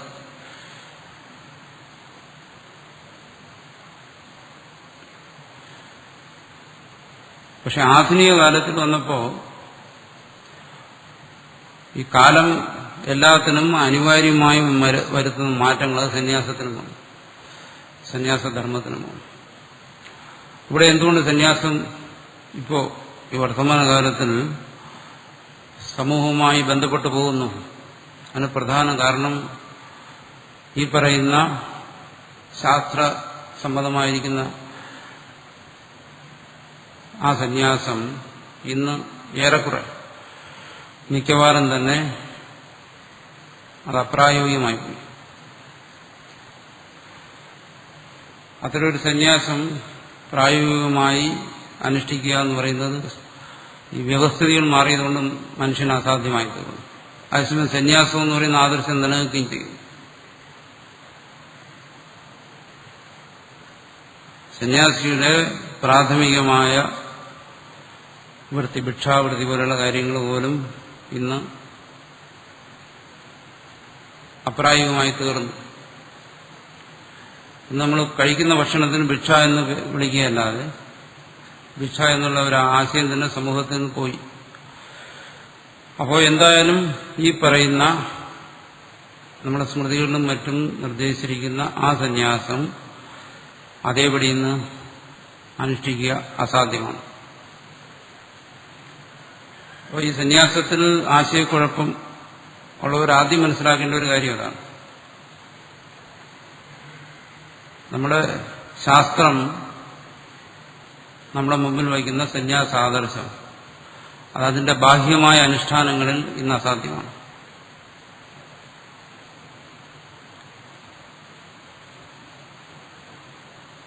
ഇത് തിരിച്ചറിഞ്ഞ ആളാണ് വിവേകാനന്ദ സ്വാമി. അതുകൊണ്ടാണ് അദ്ദേഹം സന്യാസിമാരുടെ സംഘം ഉണ്ടാക്കിയത്. എന്നിട്ട് സന്യാസിമാരുടെ ജോലി സാമൂഹ്യ പ്രവർത്തനമാണ് എന്ന് അതിലൊരു പരിഷ്കാരം വരുത്തിയത്.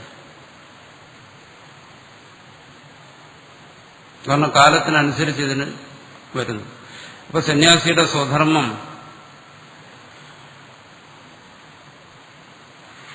കാലത്തിനനുസരിച്ച് മാറി. പക്ഷെ സന്യാസിക്ക് പഴയ ആദർശമാണ് മനസ്സിലിരിക്കുന്നത്. അപ്പൊ ഈ സ്വധർമ്മവും ആദർശവും തമ്മിൽ പൊരുത്തപ്പെടുന്നു.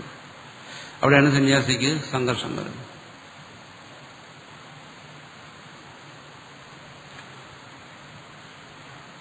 അപ്പോൾ ഇന്നത്തെ സന്യാസി എന്ന് പറയുന്നത് വാസ്തവത്തിൽ സന്യാസിയല്ല എന്നുള്ള ഒരു തിരിച്ചറിവാണ് ആദ്യം സന്യാസിക്ക് വേണ്ടത്, ബ്രഹ്മചാരിമാർക്ക് വേണ്ട. ഇന്നത്തെ സന്യാസി എന്ന് പറയുന്നത് വാസ്തവത്തിൽ കർമ്മയോഗിയാണ്.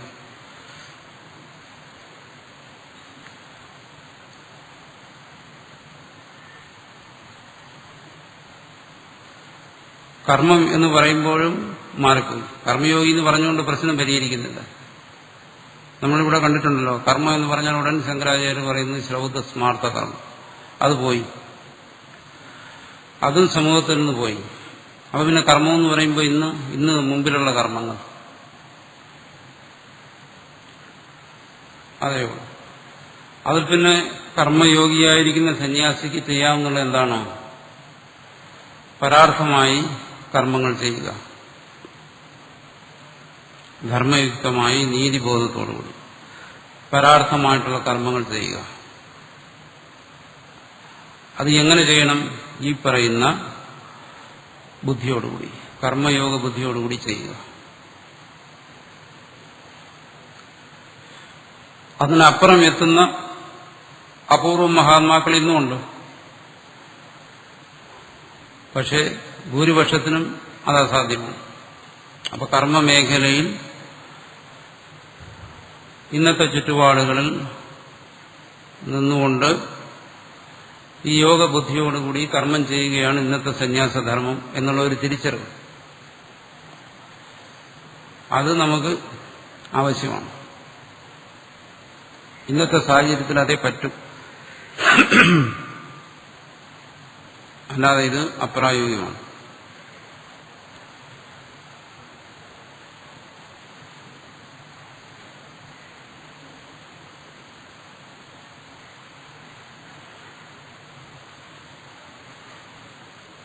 അവിടെയും ഈ സന്യാസിക്ക് പല വൈഷമ്യങ്ങളും ബുദ്ധിമുട്ടുകളും എല്ലാം നേരിടേണ്ടി വരുന്നു. പഴയകാലത്ത് സന്യാസിയെ സംബന്ധിച്ചിടത്തോളം എന്താണ്, സ്വധർമ്മത്തെ നിർണ്ണയിക്കുന്നതിന് പ്രയാസമില്ല. കാരണം ശാസ്ത്രം അതിന് നിർവഹിച്ചിട്ടുണ്ട്, ഇന്നതാണ് സന്യാസി ചെയ്യേണ്ടതെന്ന്. ഇന്ന് സന്യാസിക്ക് മുമ്പിൽ അത്തരം സ്വധർമ്മങ്ങളില്ല. സമൂഹത്തിലെ അതില്ല, കർമ്മമണ്ഡലത്തിലെ അതൊന്നുമില്ല. അപ്പോൾ ഇന്ന് എന്താണ് സന്യാസിയുടെ സ്വധർമ്മം എന്നുള്ളത് പുതുതായി നിർണയിക്കേണ്ടി വരുന്നു.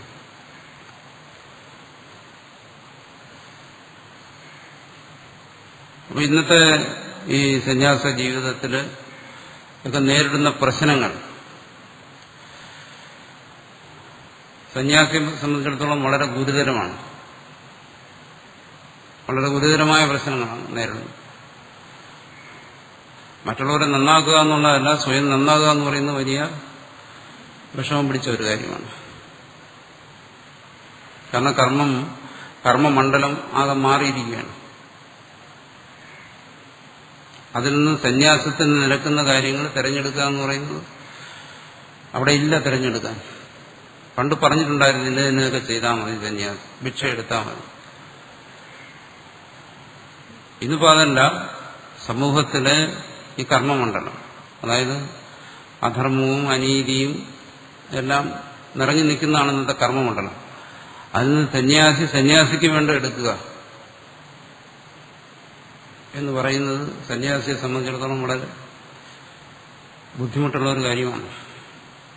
കർമ്മമണ്ഡലത്തെ നിന്ന് ഒഴിയാനും പറ്റത്തില്ല.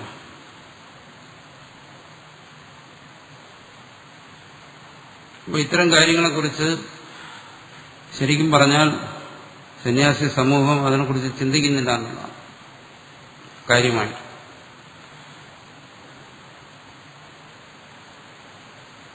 നമുക്ക്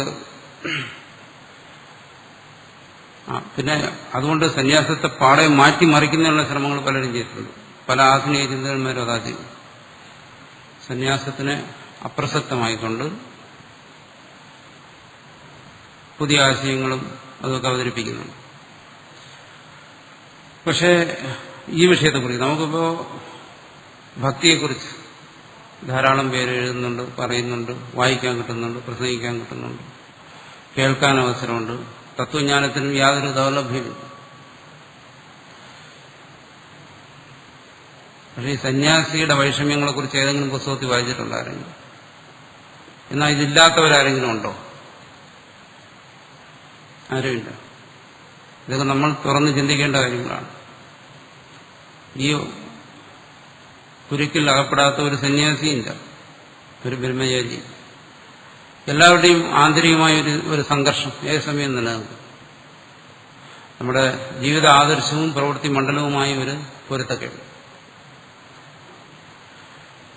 സന്യാസിയുടെ മൂല്യ സംരക്ഷണം ഈ കർമ്മമണ്ഡലത്തിൽ നിന്നുകൊണ്ട് എങ്ങനെ സാധിക്കും എന്നുള്ളൊരു ചിന്ത.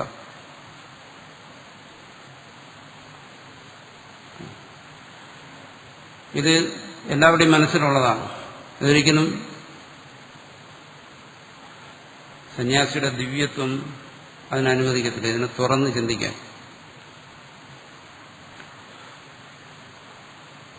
ഈ സന്യാസി തന്നിൽ തന്നെ ആരോപിച്ചിരിക്കുന്ന കുറേയധികം കാര്യങ്ങൾ. ഈ ഇതുകൊണ്ടൊരു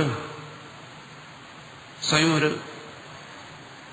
പുകമറ, ഒരു മൂടുപടലം സ്വയം സൃഷ്ടിച്ചിരിക്കുകയാണ്. സന്യാസി, ബ്രഹ്മചര്യം എന്നൊക്കെ പറയുന്നിടത്തെല്ലാം ഉണ്ട്. ഇതിനെക്കുറിച്ച് മനസ്സ് തുറന്ന് ചിന്തിക്കുന്നതിനോ ചർച്ച ചെയ്യുന്നതിനോ ആരും ധൈര്യപ്പെടത്തില്ല. ഇവിടെ സ്വധർമ്മം എന്നുള്ള വാക്ക് വന്നതുകൊണ്ടാണ്. ചിലർ സ്വകാര്യമായി പറയുമ്പോൾ പറയും ഇത് വലിയ വൈഷമ്യമുള്ള കാര്യമാണ്, ഇതെങ്ങനെ ശരിയാകും, എന്റെ സ്വധർമ്മം എന്താണെന്ന് ഞാൻ എങ്ങനെ തീരുമാനിക്കും, ഈ സമൂഹത്തിന്റെ ഇടയിൽ നിന്ന് പ്രവർത്തിക്കുമ്പോൾ എങ്ങനെ ഈ സമൂഹത്തിന്റെ കളങ്കം കറ പുരളാതെ തന്റെ ജീവിതത്തിന്റെ വിശുദ്ധി എങ്ങനെ സൂക്ഷിക്കും. അതിന് സൂക്ഷിക്കുന്നതിനുള്ള സാഹചര്യങ്ങൾ വിരളമാണ്. മറിച്ച് ഈ കർമ്മമണ്ഡലം എന്ന് പറയുന്നത് എന്താണ്? അത് കളങ്കം നിറഞ്ഞതാണ്. ആ മണ്ഡലത്തിലേക്ക് ഇറങ്ങുമ്പോൾ 99% ഈ കറ പറ്റുന്നതിനാണ് സാധ്യത.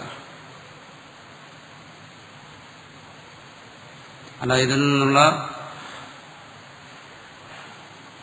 മോചനത്തിനുള്ള സാധ്യത വളരെ കുറവാണ്. അതുകൊണ്ടാണ് പഴയകാലത്ത് സന്യാസത്തെ അങ്ങനെ നിർവചിച്ചത്. സമൂഹത്തിൽ നിന്നും കുടുംബത്തിൽ നിന്നും എല്ലാം വേറിട്ട് തികച്ചും വൈയക്തികമായ ഒരു ജീവിതമായിട്ട് സന്യാസത്തെ മാറ്റി നിർത്തിയതുകൊണ്ടാണ്. പക്ഷെ ഇന്ന് സംഭവിച്ചിരിക്കുന്നത് അത്തരം ഒരു അനുഷ്ഠാനത്തിന്റെ പ്രായോഗികത നഷ്ടപ്പെട്ടിരിക്കുന്നു. പക്ഷെ ആദർശം ഇന്നും നിലനിൽക്കുന്നു. ഇന്നും മനുഷ്യൻ അതിലേക്ക് ആകർഷകരാകുന്നുണ്ട്. പ്രായോഗിക തലത്തിലേക്ക് വരുമ്പോൾ എന്ത് വരുന്നു? പരാജയം സംഭവിക്കുന്നു.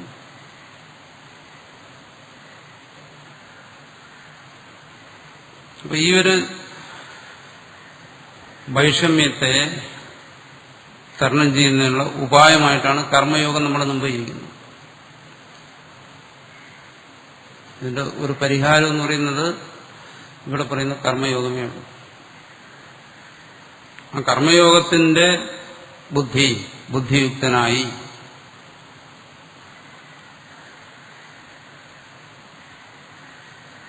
വളരെ സൂക്ഷ്മമായി ഈ കർമ്മയോഗത്തിന്റെ ബുദ്ധിയുക്തനായി കർമ്മം ചെയ്തില്ല എന്നുണ്ടെങ്കിൽ, കാരണം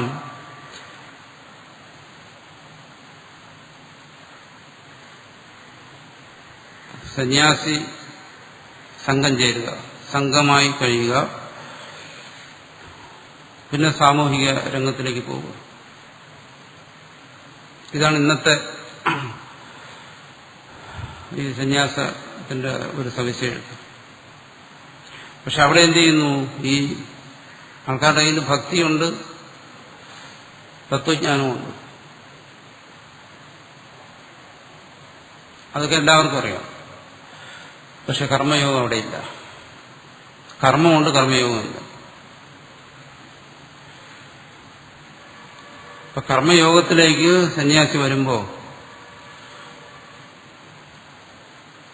കർമ്മയോഗത്തെ സന്യാസി ഉൾക്കൊള്ളുമ്പോൾ അത് സന്യാസിക്ക് ഈ സമൂഹത്തിൽ നിന്ന് കർമ്മം ചെയ്യുന്നതിന് ഒരു ശക്തിയായി മാറും. അതിനെക്കുറിച്ച് ശരിയായി ധരിച്ചു കഴിഞ്ഞു. അപ്പോൾ സന്യാസിക്ക് അവിടെ സ്വധർമ്മത്തെ തിരിച്ചറിയാൻ പറ്റും, കുറേയൊക്കെ സഹായിക്കും. അതുകൊണ്ട് ഏറ്റവും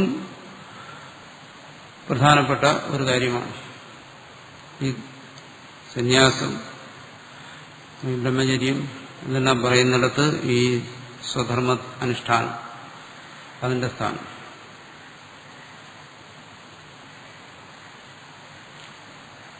അല്ലാതെ സന്യാസത്തെ മാറ്റിയതുകൊണ്ടോ ആദർശങ്ങളെ വിസ്മരിച്ചതുകൊണ്ടോ ഇവിടെ സന്യാസത്തിന് മുന്നോട്ട് പോകാൻ പറ്റത്തില്ല. രണ്ടുകൊണ്ടും സാധ്യമല്ല. ഈ കർമ്മയോഗത്തെ ഉൾക്കൊള്ളുക എന്ന് പറയുന്ന ഒരൊറ്റ പോംവഴി മാത്രമേ സന്യാസിയുടെ മുമ്പിലുള്ളൂ.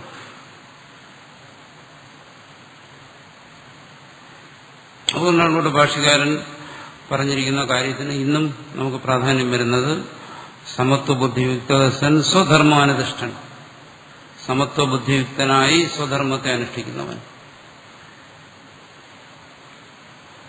ഞാൻ ഈ പറഞ്ഞ കാര്യം ഇവിടെ അവസാനിക്കുന്നതല്ല. ഞാൻ ഈ പറഞ്ഞ കാര്യം ഒരു വിഷയത്തിന്റെ തുടക്കം മാത്രമാണ്. അത് ഒരാള് ക്ലാസ് എടുത്ത് മറ്റുള്ളവർ മനസ്സിലാക്കേണ്ട കാര്യമില്ല, എല്ലാവരും സ്വയം ചിന്തിക്കേണ്ട ഒരു കാര്യമാണ്. സന്യാസി ജീവിക്കുന്ന ഇന്നത്തെ സമൂഹവും അവിടെയുള്ള സന്യാസിയുടെ കർമ്മങ്ങളും ആ കർമ്മങ്ങളിൽ സന്യാസിക്ക് എങ്ങനെ ആത്മസംഘർഷം കൂടാതെ മുന്നോട്ട് പോകാമെന്നുള്ള കാര്യം. ഇത് സ്വയം ചിന്തിച്ച് കൂടിയിരുന്ന് ചിന്തിച്ച് ഇതിനൊരു വ്യക്തത വരുത്തേണ്ടത് വളരെ അത്യാവശ്യമാണ്. ഇല്ലെങ്കിൽ അത് ഇതിന് തന്നെ വലിയ ദോഷം ചെയ്യും. അങ്ങനെ സന്യാസത്തിന് കൂടുതൽ അധപ്പതനം സംഭവിക്കും. അപ്പൊ സ്വധർമ്മം അവന്റെ കർമ്മമേഖലകളിൽ അവൻ തിരിച്ചറിയും. സന്യാസി സ്വധർമ്മം അനുതിഷ്ഠൻ യദ്ഫലം പ്രാപ്നോതി. എന്ത് ഫലമാണ് അവൻ നേടുന്നത് അത് പറയൂ. ബുദ്ധി. ഭാഷ്യം പറയുന്നു ബുദ്ധിയുക്ത സമത്വവിഷയ ബുദ്ധ്യാ യുക്തോ ബുദ്ധിയുക്ത സജഹാദി പരിത്യജതി. ബുദ്ധിയുക്തനായി സമത്വവിഷയമായ ബുദ്ധിയോടുകൂടിയനായി, സമത്വബുദ്ധിയെക്കുറിച്ച് നമ്മൾ നേരത്തെ വിശദമായി ചർച്ച ചെയ്തതാണ്. അങ്ങനെയുള്ള ബുദ്ധിയുക്തനായി സജഹാദി പരിത്യജതി, അവൻ പരിത്യജിക്കുന്നു. ഇഹ എവിടെ അസ്മിൻ ലോകേ ഈ ലോകത്തിൽ ഉഭേ സുഹൃത ദുഷ്കൃതേ പുണ്യപാപേ സത്വശുദ്ധി ജ്ഞാനപ്രാപ്തിദ്വാരേണ.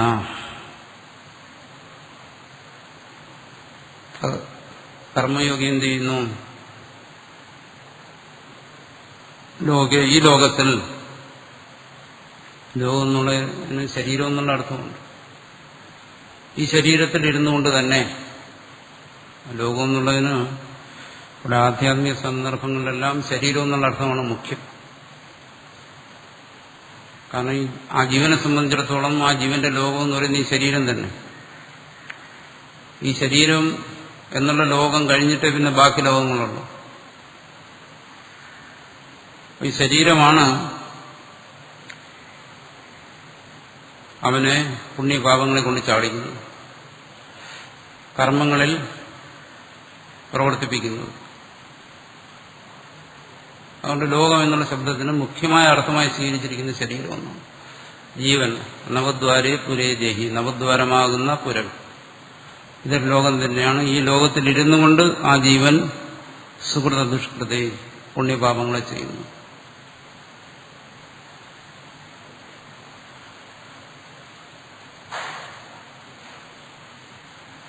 കർമ്മയോഗി എന്ത് ചെയ്യുന്നു? ഈ ശരീരത്തിൽ ഇരുന്നു കൊണ്ട് സത്വശുദ്ധി ജ്ഞാനപ്രാപ്തിദ്വാരേണ ആ വഴിക്ക് പോകുന്നു. സത്വശുദ്ധിയിലൂടെ ജ്ഞാനപ്രാപ്തിയിലൂടെ പോകുന്നു.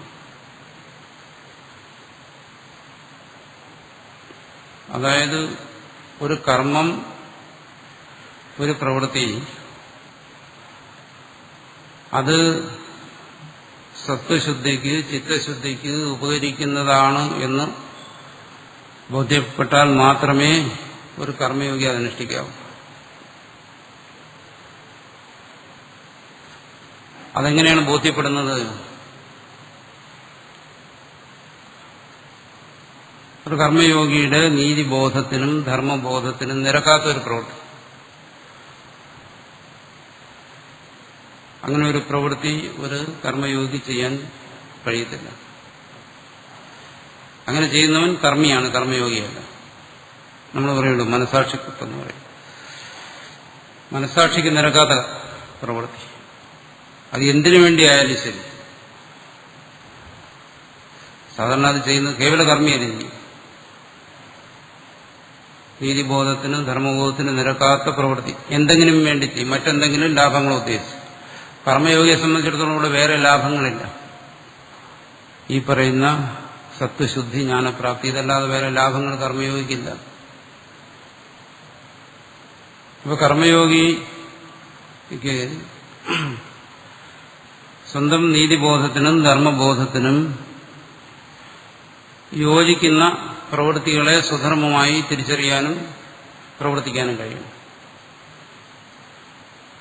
അപ്പോൾ നീതിബോധത്തിനും ധർമ്മബോധത്തിനും പെശക് പറ്റിയാലോ അതൊരാൾ ആർജിക്കും.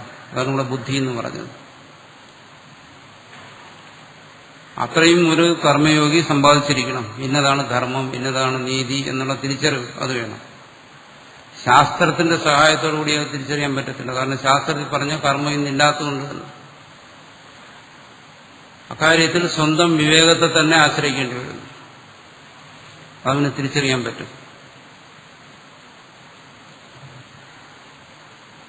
പാപബോധം കൂടാതെ വിവേകിയായ ഒരുവന് പാപം ചെയ്യാൻ പറ്റത്തില്ല. അപ്പൊ വിവേകമുള്ള ഒരുവൻ ആണല്ലോ ഇതിലേക്ക് കടന്നു വരുന്നത്. അവൻ പാപം ചെയ്യുമ്പോൾ ആദ്യം അവൻ അതിനെ തിരിച്ചറിയുന്നു, ഇത് പാപമാണ് എന്നവൻ തിരിച്ചറിയുന്നു. പാപപ്രവൃത്തിക്ക് മുമ്പ് തന്നെ പാപബോധം അവനെ പിടികൂടിയിരിക്കും. കർമ്മയോഗി എന്ത് ചെയ്യുന്നു? മുമ്പേ വരുന്ന ഈ പാപബോധം കൊണ്ട് തന്നെ പിന്നീട് വരുന്ന പാപപ്രവൃത്തി ഒഴിവാക്കുന്നു. അങ്ങനെയാണ് കർമ്മയോഗി സ്വധർമ്മത്തെ നിർണയിക്കുന്നത്, വിവേകം കൊണ്ട്.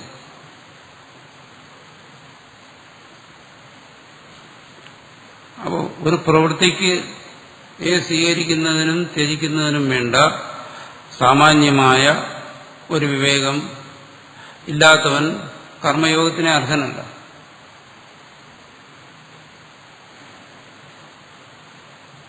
അതിനുള്ള ഒരു മൂല്യബോധം ഒരുപക്ഷെ കർമ്മയോഗമൊന്നും ഇല്ലാതെ സാധാരണ പ്രവൃത്തികൾ ചെയ്യുന്നവനും കാണും. അപ്പോൾ തീർച്ചയായിട്ടും കർമ്മയോഗിക്ക് അത് നഷ്ടപ്പെടത്തില്ല.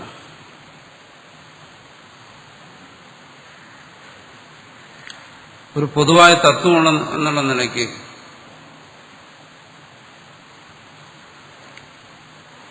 ഇതിനെക്കുറിച്ച്, ഈ ധർമ്മബോധത്തെക്കുറിച്ച് നമ്മുടെ ശാസ്ത്രങ്ങളും മറ്റും പറയുന്നുണ്ട്. അത് ഇന്ന പ്രവൃത്തിയാണെന്ന് പറഞ്ഞിട്ടുള്ള ശാസ്ത്രങ്ങൾക്ക് ഇന്ന് പ്രസക്തിയില്ലാതായിരുന്നു. മൂല്യങ്ങളെ അവിടെ നിർവചിക്കുന്നുണ്ട്.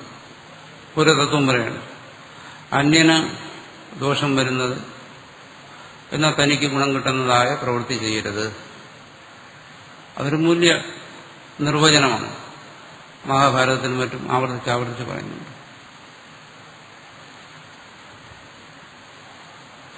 അന്യന് ദോഷം വരുന്നതും എന്നാൽ തനിക്ക് ഗുണം കിട്ടുന്നതുമായ ഒരു പ്രവൃത്തി അത് ചെയ്യരുത്.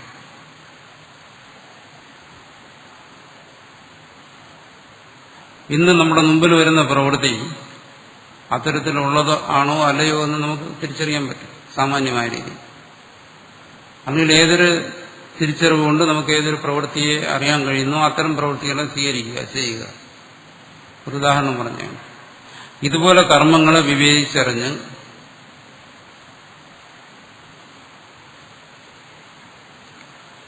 ഒഴിവാക്കേണ്ട കർമ്മങ്ങളെ ഒഴിവാക്കി ചെയ്യുമ്പോൾ ഇന്നത്തെ കർമ്മയോഗി ഈ പറയുന്ന ചിത്തശുദ്ധി, ജ്ഞാനപ്രാപ്തി ഉണ്ടാകും. മറിച്ച് ഇവിടെ പറയുന്നതായ സുകൃത ദുഷ്കൃതി, സുകൃത ദുഷ്കൃതങ്ങൾ ഉണ്ടാകുന്നില്ല. ഇന്നത്തെ കർമ്മമണ്ഡലത്തിൽ നിന്നും ധർമ്മത്തെ സ്വീകരിക്കുന്നതിന് വിവേകത്തെ മുഖ്യമായി അവലംബിക്കുക. അതാണ് ചെയ്യേണ്ടത്. കർമ്മത്തെ യോഗാത്മകമായി അനുഷ്ഠിക്കണമെന്നാണ്.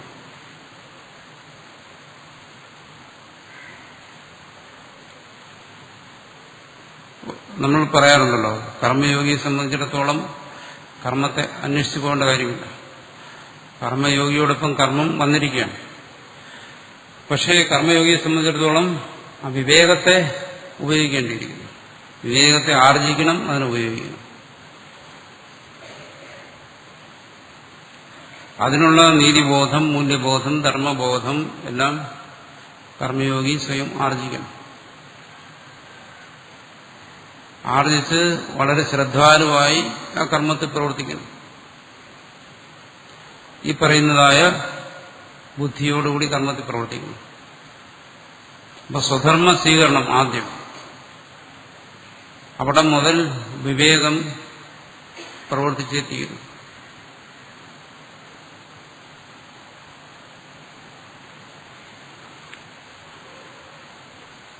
എന്തിനു വേണ്ടി?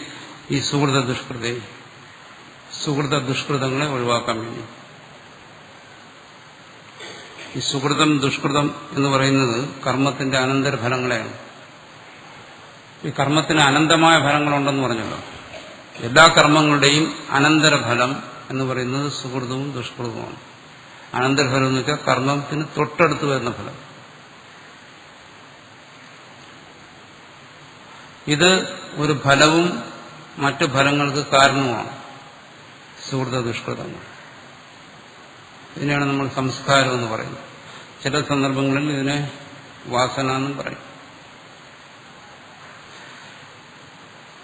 ഇപ്പൊ എല്ലാ കർമ്മങ്ങളും സുഹൃത ദുഷ്കൃതങ്ങളെ സൃഷ്ടിക്കുന്നു അനന്തരഫലമായിട്ട്. പറഞ്ഞല്ലോ, കർമ്മങ്ങൾക്ക് മുഖ്യഫലമുണ്ട്, അവാന്തര ഫലങ്ങളുണ്ട്. അതുപോലെ കർമ്മത്തിന്റെ അനന്തരഫലമായി ശാസ്ത്രത്തിൽ പറയുന്നതാണ് ഈ സുഹൃത ദുഷ്കൃതം. ഇതിനെ അദൃഷ്ടം, അപൂർവം എന്നുള്ള പല ശാസ്ത്രങ്ങളിൽ പല പേരിട്ട് വിളിക്കും. പൊതുവെ ആധ്യാത്മിക ശാസ്ത്രങ്ങൾ സംസ്കാരം, വാസന എന്നെല്ലാം പറയുന്നു. അപ്പൊ ഇതിനെ ഒഴിവാക്കിക്കൊണ്ട്, ജഹാദി ഒഴിവാക്കിക്കൊണ്ട്, ത്യജിച്ചുകൊണ്ട് കർമ്മയോഗി കർമ്മം ചെയ്യുന്നു എന്നാണ്.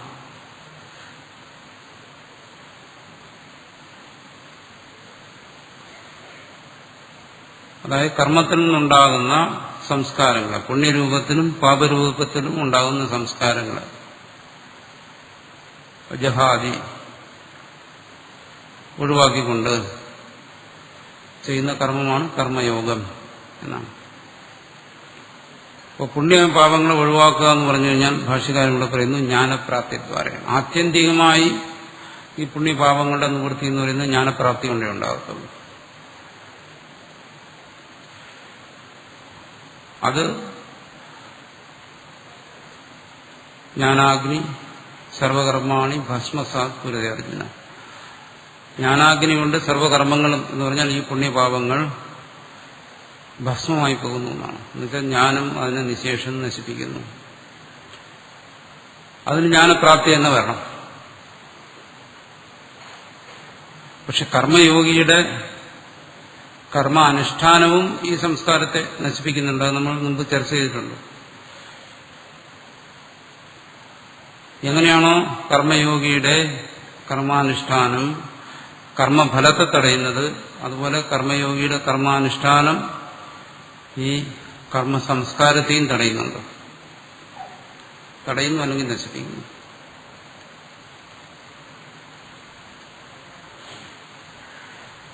കർമ്മസംസ്കാരം എപ്പോഴും കർമ്മഫലത്തിനും കർമ്മത്തിനും കാരണമായി തീരുന്നു. സാധാരണ കർമ്മികളെ സംബന്ധിച്ചിടത്തോളം കർമ്മസംസ്കാരം രണ്ടു തരത്തിലാണ് പ്രവർത്തിക്കുന്നത്. ഒന്നത് തുടർന്ന് കർമ്മത്തിനത് പ്രേരകമായിട്ട് തീരും. മറ്റൊന്നത് കർമ്മഫലത്തിനും കാരണമായി തീരും.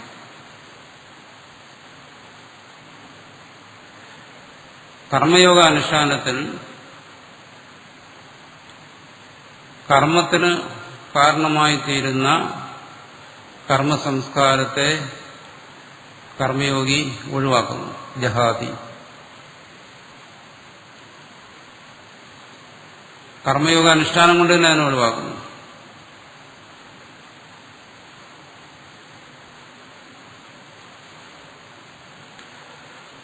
ഇനി ആ കർമ്മത്തിൽ നിന്ന് കർമ്മഫലത്തിന് ഉണ്ടാക്കുന്ന സംസ്കാരം ഉണ്ടാകുന്നു.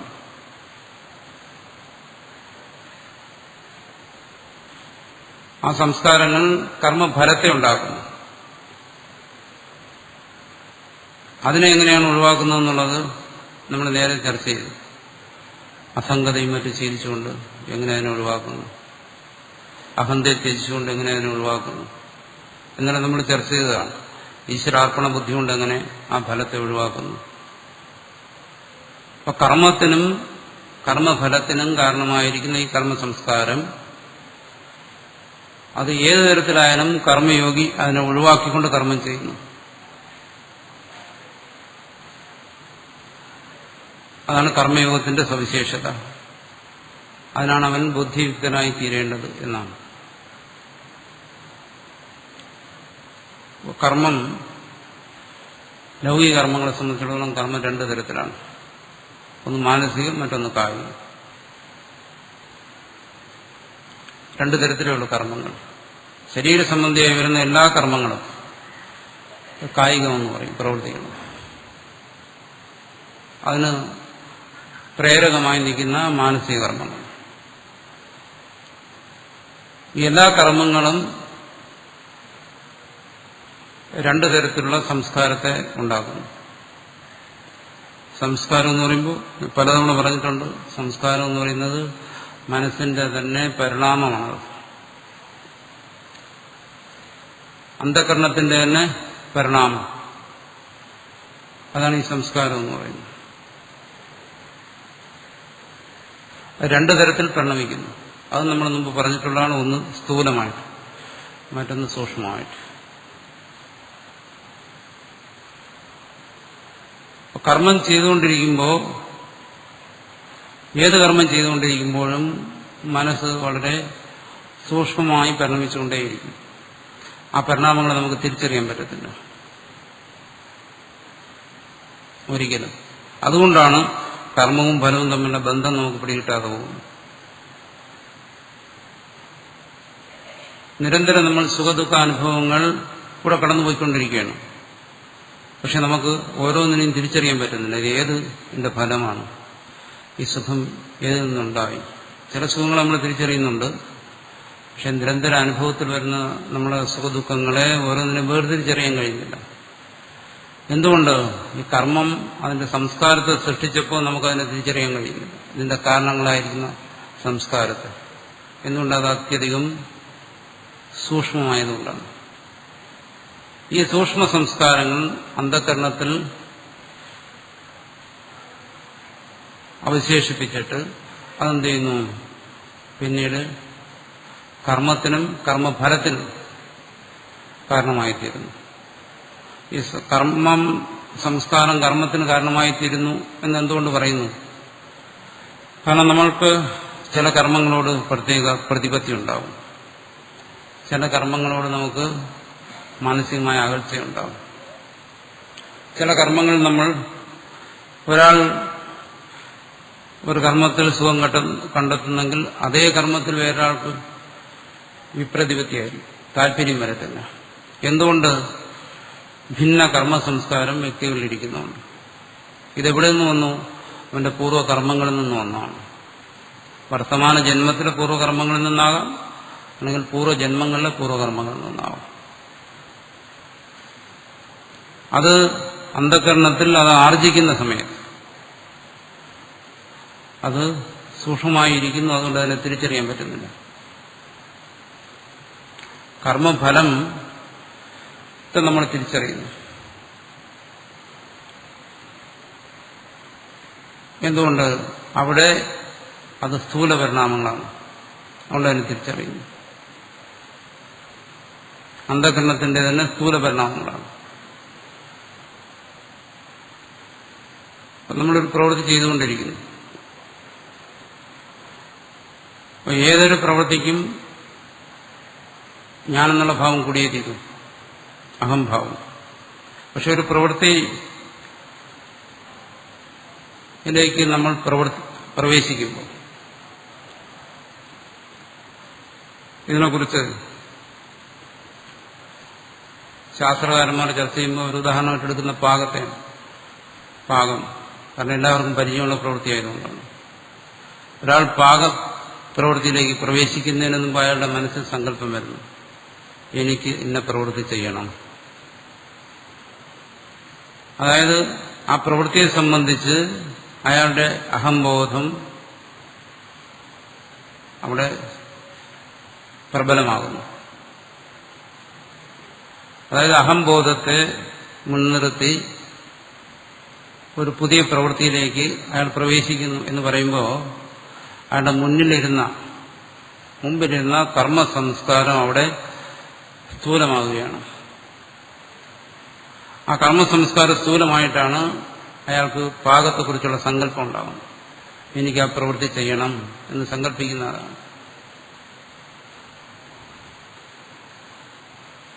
അതായത് ഒരു സംസ്കാരം ഫലത്തെ കൊടുക്കാൻ നേരത്ത് അത് സ്ഥൂലമായി പരിണമിക്കും. അപ്പോൾ അതിനെ നമ്മൾ തിരിച്ചറിയും. ആ തിരിച്ചറിവിനെയാണ് പറയുന്നത് എനിക്ക് പാകം ചെയ്യണം എന്ന് പറയുന്നത്. അവിടെ സ്ഥൂലമായി വരുന്നു. പാകപ്രവൃത്തിയെക്കുറിച്ചുള്ള സങ്കല്പ സ്ഥൂലമായി വരുന്നതിനെ നമ്മൾ തിരിച്ചറിയുന്നു, പ്രവൃത്തിയിലേക്ക് ഏർപ്പെടുന്നു. ഈ പ്രവൃത്തി നമുക്ക് എങ്ങനെയും ചെയ്യാം, പക്ഷെ ആ പ്രവൃത്തി സംസ്കാരത്തിൽ ഉണ്ടായിക്കൊണ്ടേയിരിക്കും. നമ്മളതിനെ തിരിച്ചറിയത്തില്ല. എങ്ങനെ? ആ പ്രവൃത്തിയിലേക്ക് ആദ്യം പ്രവേശിക്കുന്ന ആളാണെങ്കിൽ പ്രവൃത്തിയിൽ ശ്രദ്ധിച്ച് പ്രവർത്തിക്കും. പരിചയമുള്ളവരാണെങ്കിൽ എന്ത് ചെയ്യും? അവിടെ അയാൾക്ക് ആ പ്രവൃത്തിയിൽ മനസ്സാന്നിധ്യം വേണ്ട. നമുക്ക് പാട്ട് കേട്ടുകൊണ്ട് പാകം ചെയ്യാം, മറ്റൊരാളോട് സംസാരിച്ചുകൊണ്ട് ചെയ്യാം, അല്ലെങ്കിൽ എന്തെങ്കിലും മനോരാജ്യത്തിൽ മുഴുകി ആ പ്രവൃത്തി ചെയ്യാം, എന്തെങ്കിലും ദുഃഖത്തെ ഓർമ്മിച്ചുകൊണ്ട് അല്ലെങ്കിൽ സുഖത്തെ ഓർമ്മിച്ചുകൊണ്ട് പ്രവൃത്തി ചെയ്യാം. ഇങ്ങനെ ആ പ്രവൃത്തി ചെയ്യുന്ന സന്ദർഭങ്ങളിലെല്ലാം നമ്മുടെ മനസ്സിൽ സ്ഥൂലമായ വൃത്തികളുണ്ട്. പക്ഷെ അത് പ്രവൃത്തിയെ സംബന്ധിച്ചല്ല, മറ്റെന്തെങ്കിലും വിഷയങ്ങളെ സംബന്ധിച്ചായിരിക്കും. അഭ്യാസം കൊണ്ട് അതൊരാൾക്ക് അനായാസമായി ചെയ്യാൻ പറ്റുന്നു. അവിടെ ആ പ്രവൃത്തിയെ സംബന്ധിച്ച് അഹന്തയില്ല. നമ്മൾ പ്രവൃത്തി ചെയ്തുകൊണ്ടിരിക്കുമ്പോഴെല്ലാം ഞാനിത് ചെയ്യുന്നു എന്ന് കരുതാറില്ല, അതിന്റെ ആവശ്യം വരാറില്ല. പക്ഷേ ആ പ്രവൃത്തിയെ സംബന്ധിച്ച് വരുന്ന ഏതെങ്കിലും ഒരു സന്ദർഭത്തിൽ, അല്ലെങ്കിൽ ആ പ്രവൃത്തി പൂർത്തിയായി കഴിഞ്ഞ് എവിടെയെങ്കിലും നമ്മൾ ആ പ്രവൃത്തിയെ കുറിച്ച് ചിന്തിച്ചു കഴിഞ്ഞാൽ എന്താണ് വരുന്നത്? ഞാൻ ഈ പ്രവൃത്തി ചെയ്തു, അല്ലെങ്കിൽ ഞാൻ ഈ പ്രവൃത്തിയെ നല്ലവണ്ണം ചെയ്തുകൊണ്ടിരിക്കുന്നു. അവിടെ ഞാൻ വരും, ആ പ്രവൃത്തിയുമായി ബന്ധപ്പെടുത്തി. ഇതിനിടയ്ക്ക് വരുന്ന ഈ ആത്മവിസ്മരണം സംഭവിച്ചിരിക്കുന്ന സമയത്തും ആദ്യം നമ്മുടെ പ്രവൃത്തിയെക്കുറിച്ചുണ്ടായ ആ സങ്കല്പം കൊണ്ട് നിരന്തരം അന്ധകരണത്തിൽ ഈ സംസ്കാരം തുടർന്നുകൊണ്ടേയിരിക്കണം. ആ പ്രവൃത്തിയെ സംബന്ധിച്ചും അവിടെ ഞാൻ ചെയ്യുന്നു എന്നുള്ള ബോധമില്ലെങ്കിലും ഞാൻ ചെയ്തു എന്നുള്ള സ്മരണ വരുന്നു. ഞാൻ ഈ പ്രവൃത്തി ചെയ്തു എന്നുള്ള സ്മരണ വരുന്നതിൽ നിന്ന് എന്താണ് പറയുന്നത്?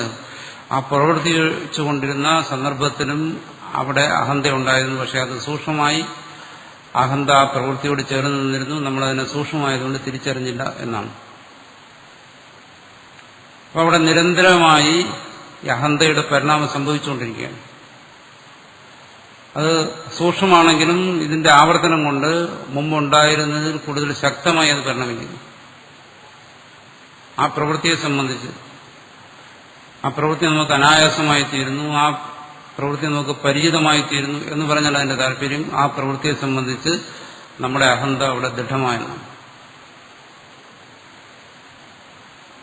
അതുകൊണ്ടാണ് അതിന്റെ സ്ഥൂലമായ ഭാവത്തെ ആശ്രയിക്കാതെ അജ്ഞാതമായ ആ സൂക്ഷ്മഭാവം കൊണ്ട് നമുക്കത് പ്രവർത്തിക്കാൻ കഴിയുന്നു. ആ പ്രവൃത്തിയിൽ പരിചയമില്ലാത്ത ഒരാളാണെങ്കിലോ അവർക്ക് ഓരോ സമയവും ആ പ്രവൃത്തി ശ്രദ്ധിച്ച് ചെയ്യേണ്ടി വരുന്നു. അവിടെ അയാളുടെ അഹന്ത കൂടുതൽ പ്രകടമായി. എന്തുകൊണ്ട്? അവിടെ ആ സംസ്കാരം ദൃഢമല്ല. ഒരു പ്രവൃത്തിയിൽ നമ്മൾ പഴകുന്നതിനനുസരിച്ച് അവിടെ സംസ്കാരം കൂടുതൽ ദൃഢപ്പെടുകയാണ് ചെയ്യുന്നത്. ഇതാണ് കർമ്മബന്ധം എന്ന് പറയുന്നത്.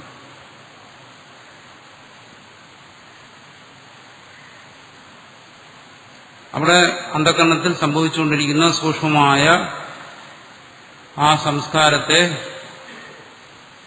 ദൃഢപ്പെടുത്തുന്നതായി നമുക്ക് അവസാനം ബോധ്യപ്പെടുന്നു.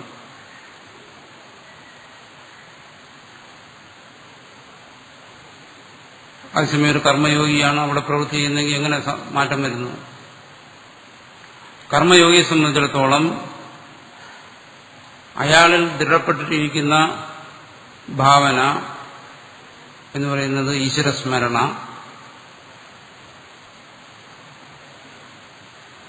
അഹന്തയുടെ ഭാവനയുടെ, ഈശ്വരസ്മരണയുടെ, അല്ലെങ്കിൽ ആത്മഭാവനയാണ് അയാളെ ദൃഢപ്പെട്ടിരിക്കുന്നത്. അയാൾ സങ്കല്പിക്കുന്നു എനിക്ക് പ്രവൃത്തി ചെയ്യണമെന്ന്. അയാളും പ്രവർത്തനത്തിലേക്ക് പോകും. അയാൾ പ്രവർത്തിച്ചുകൊണ്ടിരിക്കുമ്പോഴും അയാൾ മറ്റ് ഒരു കർമ്മിയെപ്പോലെ തന്നെ അയാൾ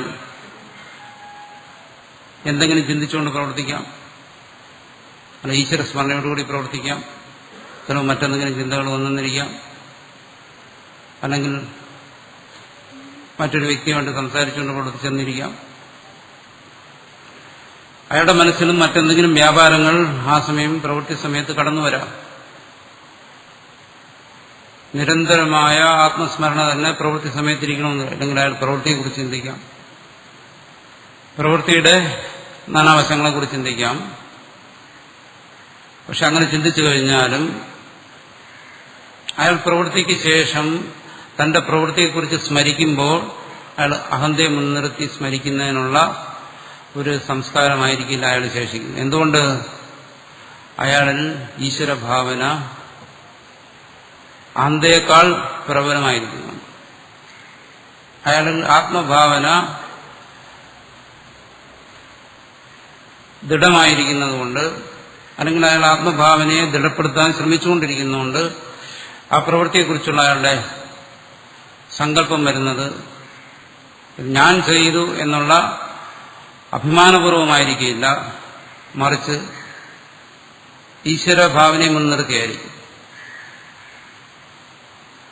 ഈശ്വര അനുഗ്രഹം കൊണ്ട് എനിക്കിത് ചെയ്യാൻ കഴിഞ്ഞു, അത്തരത്തിലുള്ള ഭാവനകളായിരിക്കും മനസ്സിൽ വരുന്നത്.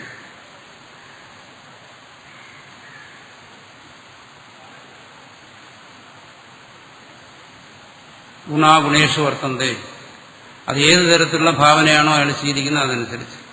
ഇന്ദ്രിയാണ് ഇന്ദ്രിയാർത്ഥേഷു വർത്തന്തേ, ഗീതയിപ്പനും പലതരത്തിലുള്ള ഭാവനകൾ. അവിടെ എന്ത് സംഭവിക്കുന്നു?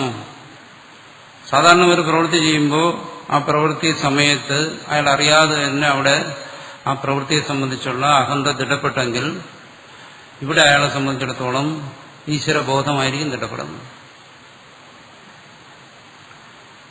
രണ്ടിടത്തും ഒരേ രീതിയിൽ തന്നെയാണ് പ്രവർത്തനം സംഭവിക്കുന്നത്. രണ്ടിടത്തും ഒരേ യുക്തി തന്നെ ഇതിലൂടെയാണ് നമ്മൾ കാര്യത്തെ മനസ്സിലാക്കുന്നത്.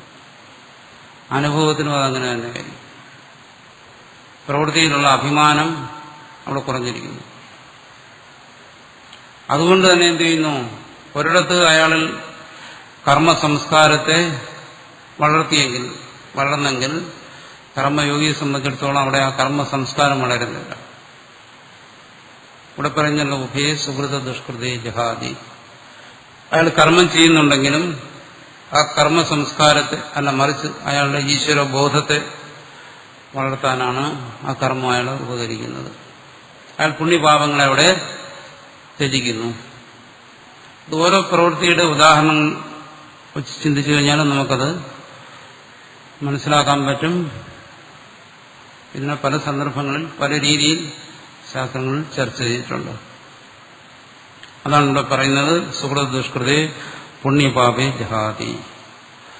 സുഹൃത ദുഷ്കൃതങ്ങളെ പുണ്യപാപങ്ങളെ ഒരുവൻ ത്യജിക്കുന്നു. അതെങ്ങനെ സംഭവിക്കുന്നു എന്നാണ് നമ്മൾ വിശദീകരിച്ചത്. ഇനി ആ ശ്ലോകത്തിലേക്ക് നോക്കും.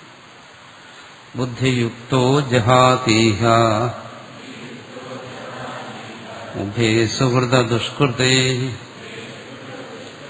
തസ്മാത് യോഗായ യുജ്യസ്വ യോഗകർമ്മസു കൗശലം.